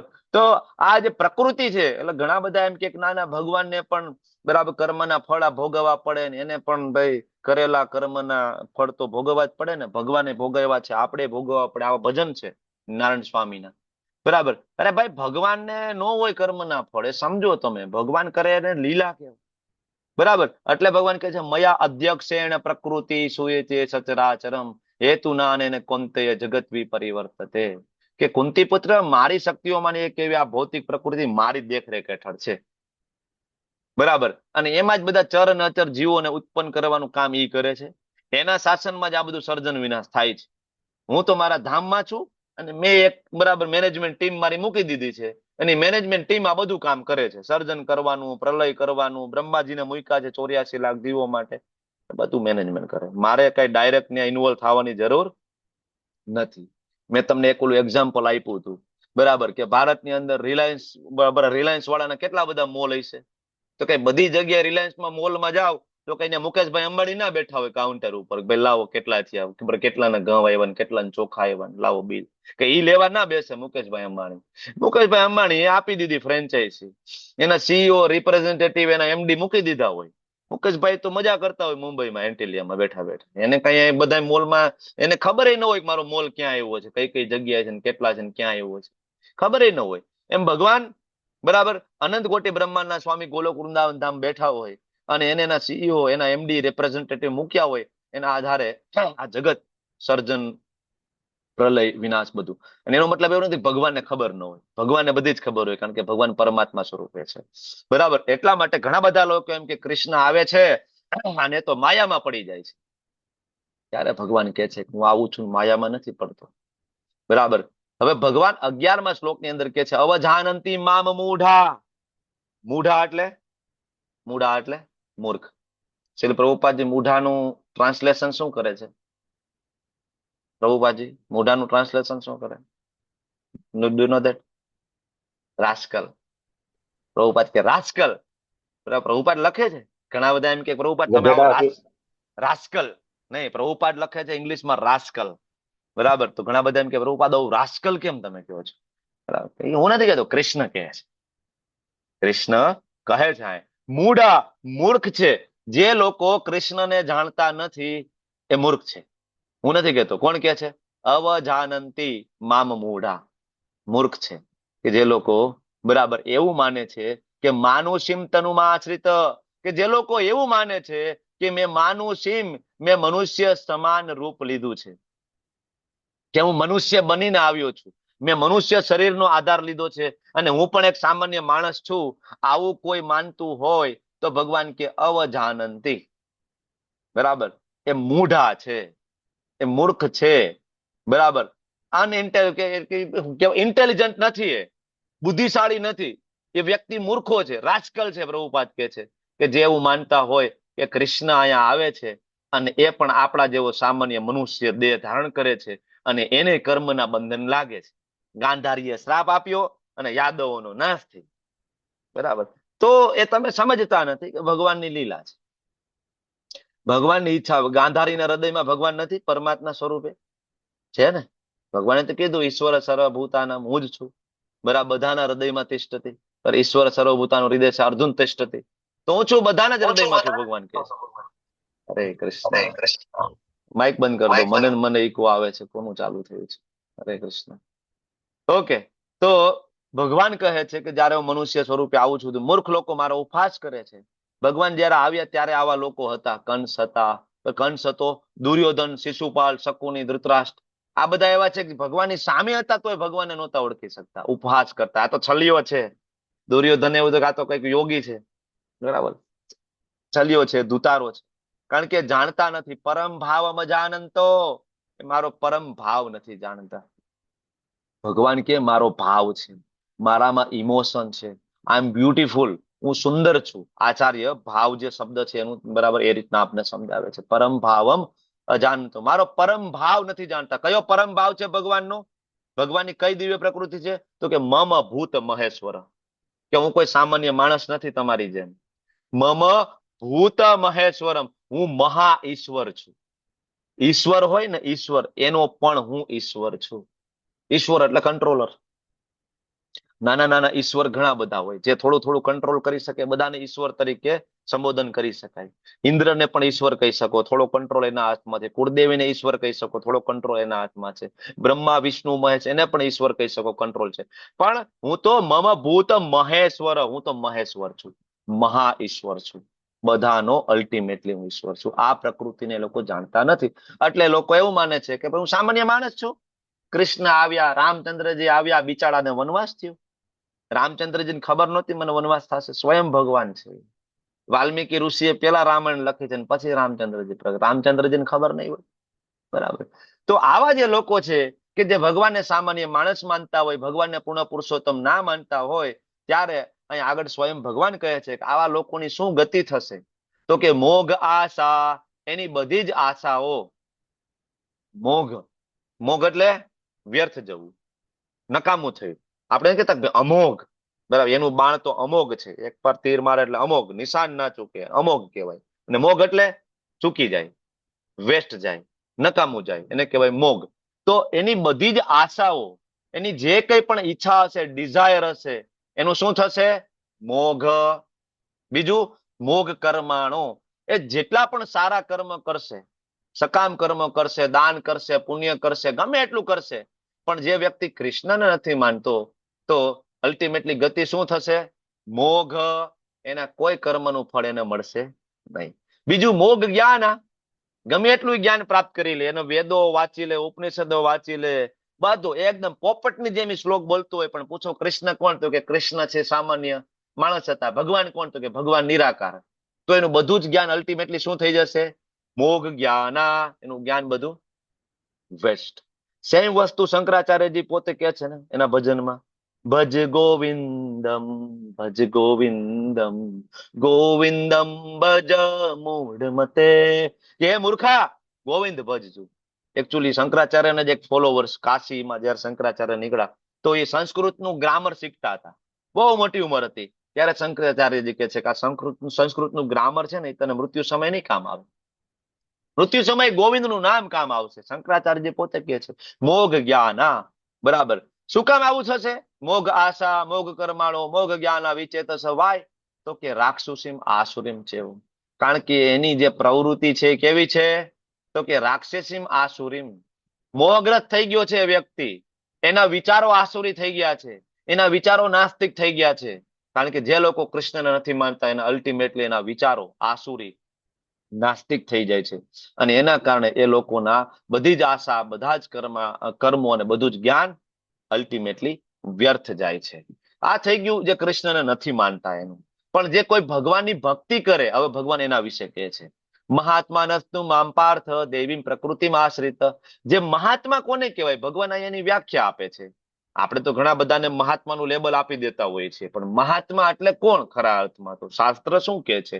મહાત્માનમસ્તુ મામ પાર્થ, મામ, બરાબર, મહાત્માનસ્તુ મામ પાર્થ દેવીમ પ્રકૃતિ આશ્રિત ભજંત્ય અનન્ય મનસો. કે જે મારું ભજન કરે છે, મામ એટલે મારું ભજન કરે છે. કેવી રીતના? અનન્ય મનથી. મેરો તો ગિરધર ગોપાલ દૂસરો ન કહેવાય. અનન્ય મનથી જે મારું ભજન કરે છે, બરાબર, અને જ્ઞાત્વા, એ મને જાણે છે. શું? ભૂતાદિમ અવ્યયમ, કે હું જ છું બધા જ ભૂતો, જેટલા પણ જીવો છે, દેવી દેવતાઓથી લઈને 84 લાખ યોનિઓ, એ બધાનો આદિ હું છું. બધાનું હું આદિ છું. અને હું અવ્યયમ, મારો કોઈ દી નાશ નથી થતો, મારો કોઈ જન્મ મૃત્યુ છે જ નહીં. એ જાણે છે, એટલે એને મહાત્મા તરીકે ઓળખવામાં આવે છે. અને એ હંમેશા ભગવાનની દેવી પ્રકૃતિમાં આશ્રિત એટલે ભગવાનની જે દૈવી શક્તિના આશ્રયની અંદર એ રહેલો હોય છે. એને કોઈ ચિંતા નથી હોતી. નરસિંહ મહેતા હોય, ભક્ત બોડાણા હોય, મીરાબાઈ હોય, કોઈ ચિંતા નથી હોતી. ઝેરના કટોળા આપી દે પોતાના જ ઘરમાંથી, બરાબર, તોય હસતા હસતા પી લે. એને ખબર છે દૈવી પ્રકૃતિમાં આશ્રિત, ભગવાનની જે ઈચ્છા હશે તે, બરાબર. કોઈ ડિપ્રેશન નથી, કોઈ ચિંતા નથી. શું કામ? દૈવી પ્રકૃતિમાં આશ્રિત. આપણે માયાના અંડરમાં છે. ભગવાનના ભક્તો દૈવી પ્રકૃતિમાં આશ્રિત. જેમ તમે આગળ લેવલ 2 માં આવશો, આ શ્લોકને હજી અલગ એંગલથી પણ આપણે સમજશું ત્યાં. ઓકે, તો મહાત્મા કોને કહેવાય એની વ્યાખ્યા આપણને અહીંયા આપી છે, બરાબર. તમે આ જે ફોટો જોવો છો, બરાબર, એ ફોટો છે માધવેન્દ્રપુરીનો. વૃંદાવનમાં મહાન સંત, મહાન ભક્ત, આપણા ગૌડીય વૈષ્ણવ પરંપરાના આચાર્ય માધવેન્દ્રપુરી ત્યાં ગિરિ ગોવર્ધનની તળેટીમાં બેઠા બેઠા બેઠા જપ કરી રહ્યા છે. 1 દિવસ, 2 દિવસ, 3 દિવસ, બરાબર, અને કંઈ જમતા નથી, ખાતા પીતા નથી. અને ભગવાન કૃષ્ણ સાક્ષાત પ્રગટ થાય છે ગોપાલ સ્વરૂપે, હાથમાં દૂધનો મટકું લઈને. બાબા, ઓ બાબા. અને માધવેન્દ્રપુરી આંખ ખોલે છે કે શું થયું? તમે કોણ? તો કે હું ગોપાલ. હું 3 દિવસથી જોઉં છું કે તમે સતત જપ કરો છો, માળા કરો છો, તમે કઈ ખાતા પીતા નથી. હું તમારા માટે દૂધ લાવ્યો છું, બરાબર. દૂધ લઈ લે છે. મારી માએ કીધું છે કે આપણા વૃંદાવનમાં તો કોઈ ભૂખ્યા ના રહે, મધુકરી કરીને બધા લોકો ખાય, સંતો મહંતો. બરાબર, તમે કેમ મધુકરી નથી કરતા? મારી પાસે સમય નથી રહેતો, ભગવાનના નામમાં એટલો લીન છું, મારી પાસે બધો સમય નથી, બરાબર. તો સ્વયં ભગવાન દૂધ લઈને જાય છે અને મટકું, બરાબર, માધવેન્દ્રપુરી લે છે, ભગવાનને ભોગ લગાડે છે, ત્યાં માનસિક ભોગ લગાડે. અને જેવું મટકામાંથી દૂધ પીવે છે, દૂધ પીવે છે, પછી કહેવાય યોગ નિંદ્રામાં સુઈ જાય છે. યોગ નિંદ્રા આપણી નિંદ્રા કરતા જુદી છે. આપણી નિંદ્રા તમોગણી કહેવાય, બરાબર. અને આ નિંદ્રા સંતો મહંતોની નિંદ્રા યોગ નિંદ્રા તરીકે. જેવી યોગ નિંદ્રામાં સુવે છે, તરત ભગવાન સ્વપ્નમાં આવે છે. એ માધવેન્દ્રપુરી, એ ગોપાલ, એ હું જ હતો જેને ગિરિ ગોવર્ધન ધારણ કર્યું હતું. મતલબ હું કૃષ્ણ છું. હું એટલા માટે તમારી પાસે આવ્યો છું કે અહીંયા ગિરિ ગોવર્ધનની તળેટીમાં મારા એક શ્રી વિગ્રહ છે, ઝાડીઓની પાછળ દટાયેલા, બરાબર. તમે જાવ એને કાઢો, મને બહુ ગરમી થાય છે. માધવેન્દ્રપુરીની આંખ ખુલે છે, ઉઠે છે, તો ગોપાલ તો નથી. ખૂબ રડે છે. ગામ લોકોને એકઠા કરે છે કે ભાઈ ચાલો, ભગવાન મારા સ્વપ્નમાં આવ્યા હતા, મને લોકેશન આપ્યું છે કે આ જગ્યાએ ભગવાનના શ્રી વિગ્રહ છે. શોધતા શોધતા જાય છે, ઝાડીઓને બધું સાફ કરતા કરતા ભગવાનનો સુંદર વિગ્રહ ત્યાંથી પ્રાપ્ત થાય છે. એ વિગ્રહને ત્યાંથી લઈ અને ગિરિ ગોવર્ધનના પર્વત ઉપર બિરાજમાન કરે છે. સુંદર મજાનો ઉત્સવ ચાલે છે, કેટલાય બધા દિવસ સુધી ભગવાનનો અભિષેક થાય છે, 56 ભોગ લાગે છે, બધું ચાલે છે. ફરીથી ભગવાન સ્વપ્નમાં આવે છે માધવેન્દ્રપુરીના. હે માધવેન્દ્રપુરી, મને હજી બહુ જ ગરમી થાય છે, મારા માટે મલય ચંદન લઈ આવો તમે. મલય ચંદન ક્યાં મળે? ઓરિસ્સામાં. અને આ અત્યારે ક્યાં છે? વૃંદાવન. વૃંદાવન થી ઓરિસ્સા જગન્નાથપુરી જવું હોય કેટલો સમય લાગે? ચાલીને. ટ્રેન નથી, બસ નથી, કોઈ વ્યવસ્થા નથી, ચાલીને, બરાબર. માધવેન્દ્રપુરી ભગવાનની સેવા બીજા સંતો મહંતોને આપી અને ચાલતા નીકળી ગયા અને રસ્તામાં એક મંદિર આવ્યું ગોપીનાથજીનું. ત્યાં રાતવાસો કરવા માટે રોકાઈ ગયા. ગોપીનાથજીના મંદિરે સાંજે ખીરનો ભોગ લાગે, અલગ અલગ નાના નાના મટકામાં ખીરનો ભોગ લાગે. માધવેન્દ્રપુરીને થયું કે ચાલો હું જાણી લઉં, મારે ત્યાં ગોપાલ પ્રગટ થયા છે તો કેવી રીતના સેવા કરાય, બરાબર. તો એ ત્યાં વાતચીત કરતા હતા પૂજારી સાથે, ત્યાં ભોગ આવતો હતો અને માધવેન્દ્રપુરીના મનમાં એમ થયું કે કાશ મને ચાખવા મળે તો. અને બીજી ક્ષણે માધવેન્દ્રપુરીને યાદ આવ્યું કે હજી તો ભગવાનને ભોગ જ નથી લાગ્યો અને મેં કેવી રીતના ઈચ્છા કરી કે મને મળે.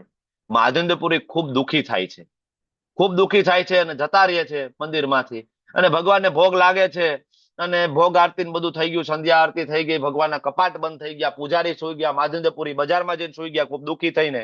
અને ત્યારે પૂજારીના સ્વપ્નમાં ભગવાન ગોપીનાથજી આવે છે. ગોપીનાથજી પૂજારીને કહે છે ઉઠો અને મારા મંદિરમાં જાઓ, બરાબર. મેં મારા પિતાંબરની પાછળ એક ખીરનો મટકો સંતાડેલો છે. પૂજારી કે બધા મટકા તો મેં લઈ લીધા હતા, તમે જાઓ. પૂજારીની આંખ ખુલે છે અને હાફડો ફાફડો થઈને તરત જ માથે પાણી નાખી સ્નાન કરીને દોડે છે મંદિરમાં. અને જેવા કપાટ ખોલે છે જોવે છે તો ભગવાનના પિતાંબરની પાછળ ભગવાને એક મટકી સંતાડેલી છે ખીરની, બરાબર. ભગવાન એને સ્વપ્નમાં આવીને કહે છે કે મારો એક ભક્ત છે માધવેન્દ્રપુરી બજારમાં છે, તમે જાઓ એને કહો કે ભગવાન ગોપીનાથજીએ તમારા માટે ખીરની ચોરી કરી છે, બરાબર. પૂજારી દોડતો દોડતો બજારમાં જાય છે, માધવેન્દ્રપુરી કોઈ છે? માધવેન્દ્રપુરી કોઈ છે? કોઈ જવાબ નથી આપતું. માધવેન્દ્રપુરી કોઈ છે? ભગવાન ગોપીનાથે એમના માટે ખીરની ચોરી કરી છે. અને માધવેન્દ્રપુરી દોડતા દોડતા હાફડા ફાફડા થઈને આવે છે, બરાબર. કારણ કે બીજા કોઈ સાંભળી જાય તો બધાને ખબર પડી જાય ને કે માધંદેપુરી માટે સાક્ષાત ગોપીનાથજીએ ચોરી કરી, ભગવાને ચોરી કરી. બરાબર. અને ખૂબ રડે છે માધંદેપુરી. એ ખીર લે છે, ખીર બરાબર એ ગ્રહણ કરે છે, અને માટીનું મટકું છે એ પણ સાથે લઈ લે છે, એના ઠીકરા પણ સાથે લઈ લે. રાતોરાત માધંદેપુરી ત્યાંથી જતા રહે છે. સવાર પડતા બધાને ખબર પડે કે માધંદેપુરી માટે ભગવાન ગોપીનાથજીએ ખીરની ચોરી કરી, તો આ ભગવાનને સાઈડમાં મૂકીને માધંદેપુરીને ભગવાન બનાવી દે, તરત એની મૂર્તિ મૂકી દે ત્યાં. આ માધંદેપુરીને ખબર હતી, જેમ આજ ઘણા બધા લોકો એના ગુરુને ભગવાન નથી બનાવી દેતા, બરાબર. તો માધંદેપુરીને ખબર હતી. માધંદેપુરી રાતોરાત ત્યાંથી નીકળી જાય, ઓરિસ્સા જાય છે, ભગવાન માટે મલય ચંદન અને ભીમસેની કપૂર આ બધું લઈને પાછા રિટર્ન ફરે છે. રિટર્ન ફરે છે, ઉંમર અવસ્થા ખૂબ હતી, 40 કિલો જેટલું ચંદન હતું, સાથે એક પાર્ષદ હતા સેવામાં, 40 કિલો જેટલું ચંદન, લગભગ 8 કિલો જેટલી કપૂર, આટલું બધું લઈને આવતા હોય. વજન ખૂબ હોવાના કારણે માન પાછા ગોપીનાથજી ને પહોંચે છે. ત્યારે ભગવાન કહે છે કે ગોપીનાથજીને તમે ચંદન લગાવી દો, તમારે છેક વૃંદાવન સુધી તમે આવતા તમને બહુ વાર લાગી જશે. મારામાં ને ગોપીનાથજીમાં કોઈ તફાવત નથી. તો આના ઉપરથી એ ખબર પડે કે જો ખરા અર્થમાં ભાવ હોય ને તો વૃંદાવનમાં જે કૃષ્ણ બલરામ બિરાજમાન થાય ને આપણા ઘરમાં શ્રી વિગ્રહ હોય ને એનામાં કોઈ ભેદ નથી. બરાબર. તમે જે ગામમાં હોય જ્યાં શ્રી વિગ્રહ હોય એ વિગ્રહ ને એ વિગ્રહમાં કોઈ તફાવત નથી. ભગવાન એઝ ઇટ ઇઝ એ જ પ્રમાણે સેવા ગ્રહણ કરે છે. બરાબર. તો આજે માધંદેપુરીના જે વિગ્રહ પ્રાપ્ત થયા અને એને જે ગોવર્ધન ઉપર રાખ્યા, પછી મુગલોના એટેક થયા, મતલબ કહેવાય કે વિધર્મી લોકોના એટેક થયા અને એ વિગ્રહ શિફ્ટ થયા. ક્યાં આવ્યા અલ્ટિમેટલી? એ પેલા ભરતપુર ગયા. એ વિગ્રહ રાજાઓ ભરતપુર એને લઈ ગયા રાજસ્થાનમાં. ભરતપુર થી અત્યારે ક્યાં એના દર્શન થાય કરવા હોય તો નાથદ્વારા, શ્રીનાથજી. બરાબર ને? શ્રીજી બાબા, શ્રીનાથજી બાબા એ બીજું કોઈ નથી, માધંદેપુરીના શ્રી વિગ્રહ છે. બરાબર. અને પુષ્ટિ માર્ગનું કહેવાય હબ કહી શકાય. બરાબર. નાથ દ્વારા. અને પુષ્ટિ માર્ગમાં એમને યતિ તરીકે ઓળખવામાં આવે છે માધંદેપુરીને. ઓકે. તો આ સમજવું પડે ને કે મહાત્મા કોને કહેવાય? મહાત્મા છે એ અનન્ય ભક્તિ કરતો હોય ભગવાનની. બરાબર. તો એમ કહેવાય કે માયામાંથી બહાર નીકળી એને ભગવાનની યોગ માયામાં. મહાત્મા શું કરતો હોય? ઇસ્કોનમાં આપણને જે શીખવાડવામાં આવે છે, આ 9.14મો શ્લોક સેન્ટર શ્લોક તરીકે આને ઓળખવામાં આવે. સતતમ કીર્તયંતો મામ. ઘણા બધા એમ કે ઇસ્કોન વાળા તમે શું સતત કીર્તન કરતા હોય? આપણે બધા કીર્તન કરતા હોય ને, જયારે મળીએ ત્યારે હરે કૃષ્ણ કીર્તન ચાલુ હોય, કા માળા ચાલુ હોય, કા કથા ચાલુ હોય, કા પ્રવચન ચાલુ હોય. કીર્તન એટલે શું? કીર્તન એટલે એવું નહીં કે ખાલી કીર્તન જ કરવું, મોટા અવાજે ગાવું, એને જ ખાલી કીર્તન ના કહેવાય. કીર્તન એટલે ભગવાનની કીર્તિ ગાવી. તમે ભગવદ્ ગીતા ગાઈને પણ ભગવાનની કીર્તિ ગાઈ શકો છો, ભાગવતમ વાંચીને ભગવાનની કીર્તિ ગાઈ શકો છો, માળા કરીને ભગવાનની કીર્તિને ગાયન કરી શકો છો. બરાબર. કીર્તન કરીને, નૃત્ય કરીને, એ પણ કીર્તનનો જ ભાગ છે.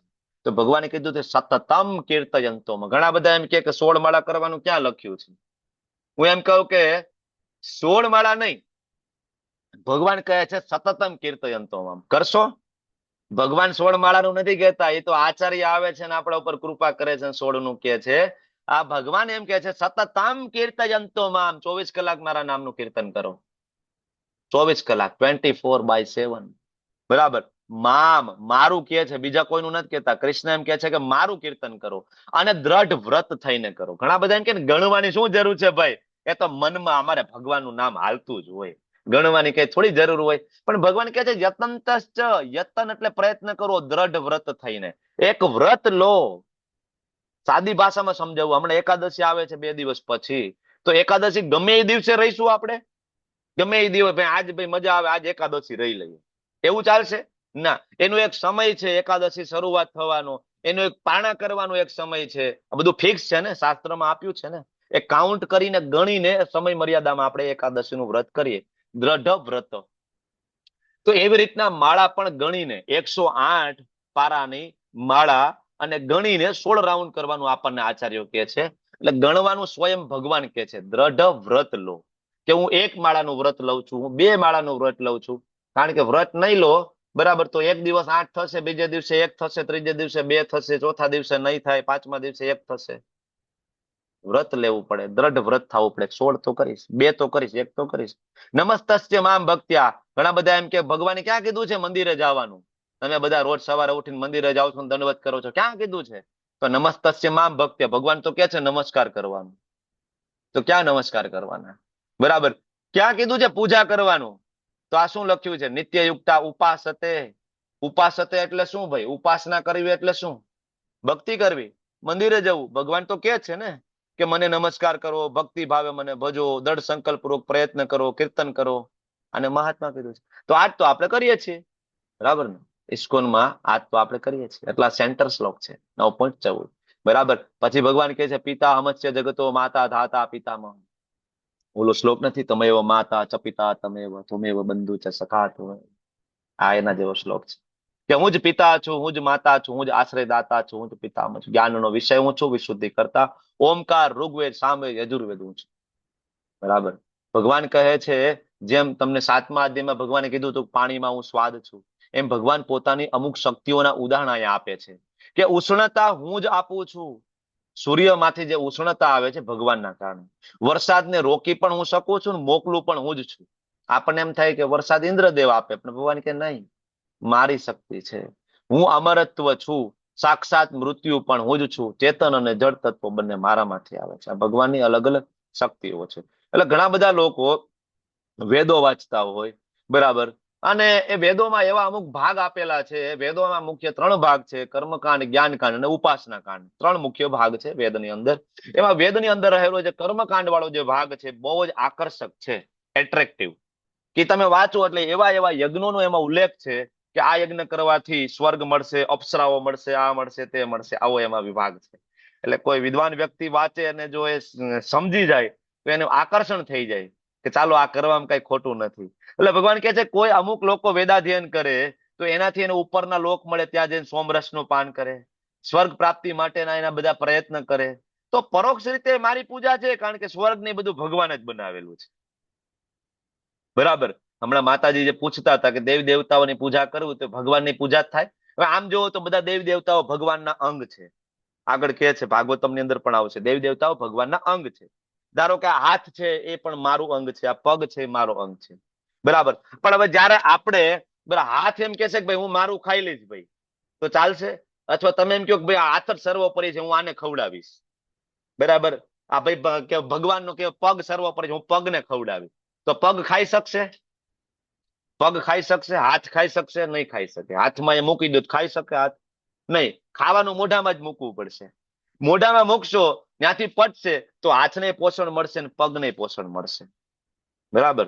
દેવ દેવતાઓની પૂજા એટલા માટે અવિધિપૂર્વક કીધી છે કે ભગવાનની પૂજા કરો તો બધાને પોષણ મળશે.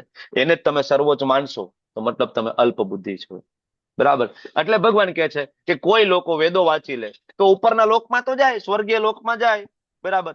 તો સ્વર્ગમાં પરમેનન્ટ રહેવાનું છે? તો કે ના, આ સાયકલ જેમ ઢાળીએ ઉતરે, બરાબર, તો મજા આવે ને પાછો ચડે પાછો પડે ત્યાંથી ઉપર નીચે ઉપર નીચે. આ જે ચકડોળ છે તો ક્યારેક ઉપર હોય, ક્યારેક વચ્ચે હોય, ક્યારેક નીચે હોય. એમ ભગવાન કહે છે કે જયારે કોઈ વ્યક્તિ આ પુણ્યનું ભાથું બાંધે તો પુણ્યનું ભાથું બાંધીને ક્યારેક ઉપર જાય, ઉપરના લોકોમાં જાય, સ્વર્ગમાં જાય, અને જેવું પુણ્યનું ક્રેડિટ પૂરું થાય પાછો નીચે આવે. અહીંયા આવીને પાછા સારા કર્મ કરે તો ઉપર જાય, ખરાબ કર્મ કરે તો પાછો નીચે જાય. તો આ ઉપર નીચે તો ચાલુ જ રહેશે, એમાંથી બચી શકાશે નહીં. તો એટલે ભગવાન કહે છે કે જે મારો ભક્ત હોય એને આ ચિંતા કરવાની જરૂર નથી, કારણ કે અનન્યા ચિંતયંતો મામ યે જના પર્યુપાસતે, કે જે સતત મારું અનન્ય ચિંતન એમાં જે લાગેલો છે, યે જના પર્યુપાસતે, જે મારી ઉપાસના કરે છે, જે મારી ભક્તિ કરે છે, તેસામ નિત્ય અભિયુક્તા નામ, એ નિત્ય અભિયુક્તા નામ જે રોજ જોડાયેલો છે ને, એટલા માટે ભગવાન શું કરે છે તો કે હું એનું યોગ ક્ષેમમ વહામ્યહમ કરું છું, કે એના જીવનમાં જે કઈ જરૂરિયાતો હોય એની હું પૂર્તિ કરું છું, અને એની પાસે જે કઈ છે એનું રક્ષણ કરું છું. હજારો એક્ઝામ્પલ છે, બરાબર. આચાર્ય અર્જુન, બરાબર, એનું એક્ઝામ્પલ, સુદામા, નરસિંહ મહેતા, આ બધાને યોગ ક્ષેમમ વહામ્યહમ ભગવાને પોતે કર્યું છે, બરાબર. તો ભગવાનની નિત્ય ઉપાસના કરવી એટલે શું? તો ભગવાન કે બહુ સિમ્પલ છે, પત્રમ પુષ્પમ ફલમ તોયમ યો મે ભક્ત્યા પ્રયચ્છતિ. ઘણા બધા એમ કે તમે કયો કૃષ્ણની ભક્તિ કરો, પણ તમારા કૃષ્ણ બહુ અઘરા છે, તમારે કૃષ્ણ 56 ભોગ જોઈએ, આ જોઈએ, તે જોઈએ. કૃષ્ણ અઘરા નથી. કૃષ્ણ એમ કે છે પત્રમ પુષ્પમ ફલમ તોયમ, 4 જ વસ્તુ ભગવાન કે જોઈએ. પત્રમ એક તુલસીનું પત્ર, પુષ્પમ બરાબર કોઈ પણ એકાદું સુગંધી ફૂલ, ફલમ સીઝન પ્રમાણેનું કોઈ પણ ફ્રૂટ, તોયમ એટલે જળ. યો મે ભક્ત્યા પ્રયચ્છતિ, ભક્ત્યા આ શ્લોકની અંદર 2 વખત શબ્દ છે, ભક્ત્યા ભક્ત્યુ, બરાબર. મતલબ આની અંદર જે મૂળ જે સાર છે ભક્તિ છે, કે કોઈ વ્યક્તિ જયારે પ્રેમ થતા ભક્તિપૂર્વક આપે છે, તુલસી પત્ર, ફૂલ, ફળ, જળ અર્પણ કરે, તો ભગવાન કે અસ્નામી, અસ્નામી એટલે કે હું ગ્રહણ કરું છું, હું ગ્રહણ કરું છું. ભગવાન પોતે ખાય છે. અહીંયા ભગવાન ભોગ લગાડવાની વાત કરે છે, જે 3જા અધ્યાયમાં ભગવાને કીધું હતું ને, એ જ વસ્તુ ભગવાન અહીંયા કહે છે. 1 રૂપિયાના ખર્ચ વગર આ વસ્તુ થઈ શકે એમ છે, બરાબર. કોઈ એમ કે ભાઈ અમારે ત્યાં તુલસી નથી ઉગતા, બરાબર, અમે તો કેનેડામાં રહીએ છીએ, અમેરિકામાં રહીએ, રશિયામાં રહીએ છીએ, બહુ બરફ પડે છે, તુલસી નથી ઉગતા, બરાબર. કોઈ એમ કે અમારે આજુબાજુમાં ફૂલ નથી ઉગતા, કોઈ એમ કે અમે બહુ જ ગરીબ છે, અમે કોઈ પણ પ્રકારના ફ્રૂટ નથી ખાઈ શકતા. ભગવાન કે તોયમ, આખા જગતમાં એક એવું ઘર હશે કે જેના ઘરમાં 1 ગ્લાસ પાણી ના મળે ભગવાન માટે? ભગવાન 1 ગ્લાસ પાણીમાં સંતુષ્ટ છે, તમારા 1 ગ્લાસ પાણીમાં સંતુષ્ટ છે. પત્રમ પુષ્પમ ફલમ તોયમ, બરાબર. પણ આ મિનિમમ છે. હવે કોઈ પાસે 56 ભોગની વ્યવસ્થા હોય, બરાબર, અને તોય એમ કે ના ના, ભગવાને તો કીધું છે પત્રમ પુષ્પમ ફલમ તોયમ, નાની એક વાટકીમાં થોડુંક માખણ મૂકીને ભગવાન આપી દે, તો આ ચોરી છે.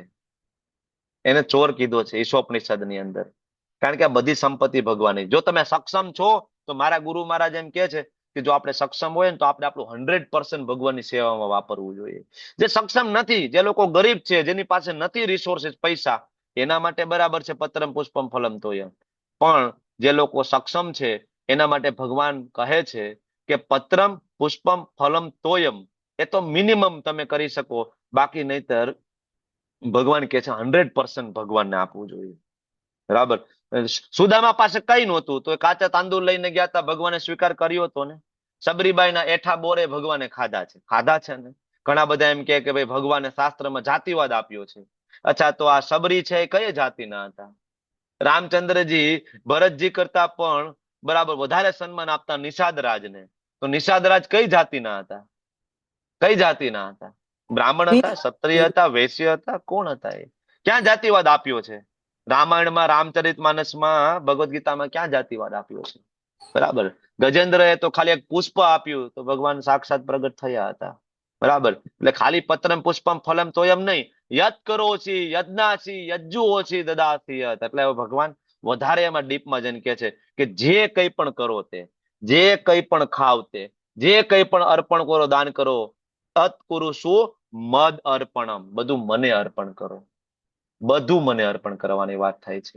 ખાલી પત્રમ પુષ્પમ ફલમ તોયમ નહીં, તો મિનિમમ રિક્વાયરમેન્ટ છે, બરાબર. ભગવાનને અર્પણ કરવું જોઈએ. અને ધારો કે કોઈ ભગવાનને અર્પણ ના કરે તો ભગવાન દ્વેષ કરે? ના, ભગવાન તોય ભગવાન અસુરોને આપે છે ખાવાનું, પીવા માટે, વરસાદ, પાણી, ભગવાન એને આપે છે. પણ જો કોઈ ભગવાનને પ્રેમ કરે, યે ભજંતી તું મામ ભક્ત્યા, તો ભગવાન જરૂરથી થોડુંક એની તરફેણ કરે છે, થોડોક ભગવાન પક્ષપાત કરે છે એના ભક્તોને, એ કે છે, બરાબર.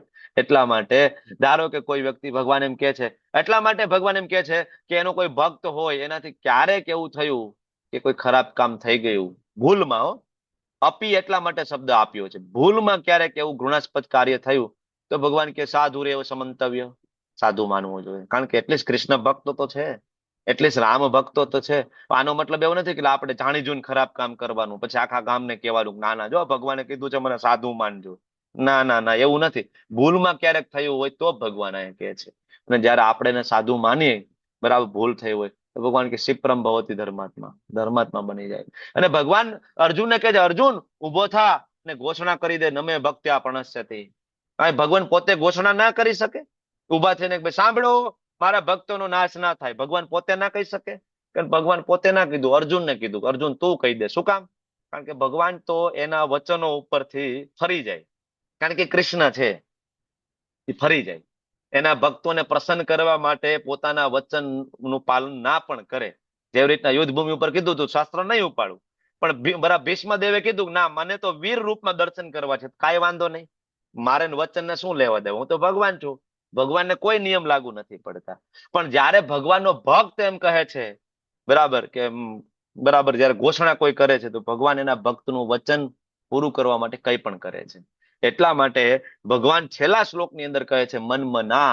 ઘણા બધા એમ કે કૃષ્ણની ભક્તિ કરવી, ક્યાં લખ્યું છે? અરે લખ્યું તો છે, મન મના ભવ મદ ભક્તો મધ્યાજી મામ નમસ્કુરુ મામે વેશ્યસી યુક્ત તુમ આત્માન મત પરાયણ. કે ભાઈ તારા મનને નિત્ય મારામાં પરોવી દે. ભગવાન કે મારામાં મન લગાડ. આપણે એમ કે ના ના ભગવાન મન તમારામાં નથી લાગતું, મન બીજે જ લાગે છે, તમારામાં નથી લાગતું. તો કાંઈ નહીં, મારો ભક્ત બની જા. ક્યારેક ક્યારેક ભક્તિ કર. ભગવાન ભક્ત તો બરાબર નરેન્દ્ર મોદીનો, રાહુલ ગાંધીનો, બધાનો બની શકો, પણ તમારો નથી બનાતું ભક્તિ. બરાબર. તો ભગવાન કે કાંઈ નહીં, મધ્યાજી થોડીક પૂજા કર, મંદિરે થોડી વાર આવ, સવારમાં મંગળા આરતીમાં આવ, બરાબર, પછી કામ ધંધે જા, થોડુંક તો કર મધ્યાજી. ના ના ભગવાન એટલોય સમય નથી મળતો. ભગવાન કે મામ નમસ્કુરુ.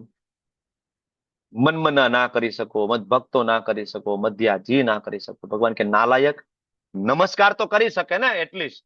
મામ નમસ્કુરુ. બરાબર. ભગવાન ખાલી કોઈ વ્યક્તિ આવીને મને નમસ્કાર કરે તો ભગવાન કે મામે વેચેસી યુક્ત આત્માને મત પરાયણ, નક્કી મને પ્રાપ્ત કરશે. કારણ કે કૃષ્ણને કોઈ જઈને એક વખત વ્યવસ્થિત પાંચાંગ કરે, દંડવત કરે ને, તો કૃષ્ણ એટલા આકર્ષક છે કે એને મોહી લે. મોહી લે. એ વ્યક્તિ કૃષ્ણના પંજામાંથી છૂટી શકતો નથી. કામદેવ ઢળી પડતા હોય તો આપણે શું વિશ્વાસ છે ભગવાનની સામે? કામદેવ સાક્ષાત દંડવત કરી જાય છે ભગવાનને જોઈને. આપણે પણ એ ભાવ તો હોવો જોઈએ ને. મનમના હો મદભક્તો મધ્યાજી મામ નમસ્કુરુ. સિમ્પલ 4 વસ્તુ ભગવાન કહે છે. ભક્તિ એટલે શું છે? આ જ છે, આ ભક્તિ છે. ભગવાનમાં મન લગાડવું, જપ કરવા, બરાબર. ભગવાન મધ્યાજી, ભગવાનની પૂજા અર્ચના કરવી. મદભક્તો, ભગવાનને ભોગ લગાડવો, બરાબર. મામ નમસ્કુરુ, દંડવત કરવા. આ જ છે અલ્ટિમેટલી ભગવદ્ ગીતાનો આ સાર છે. બરાબર. સિમ્પલ છે, સો સિમ્પલ. ઓકે. તો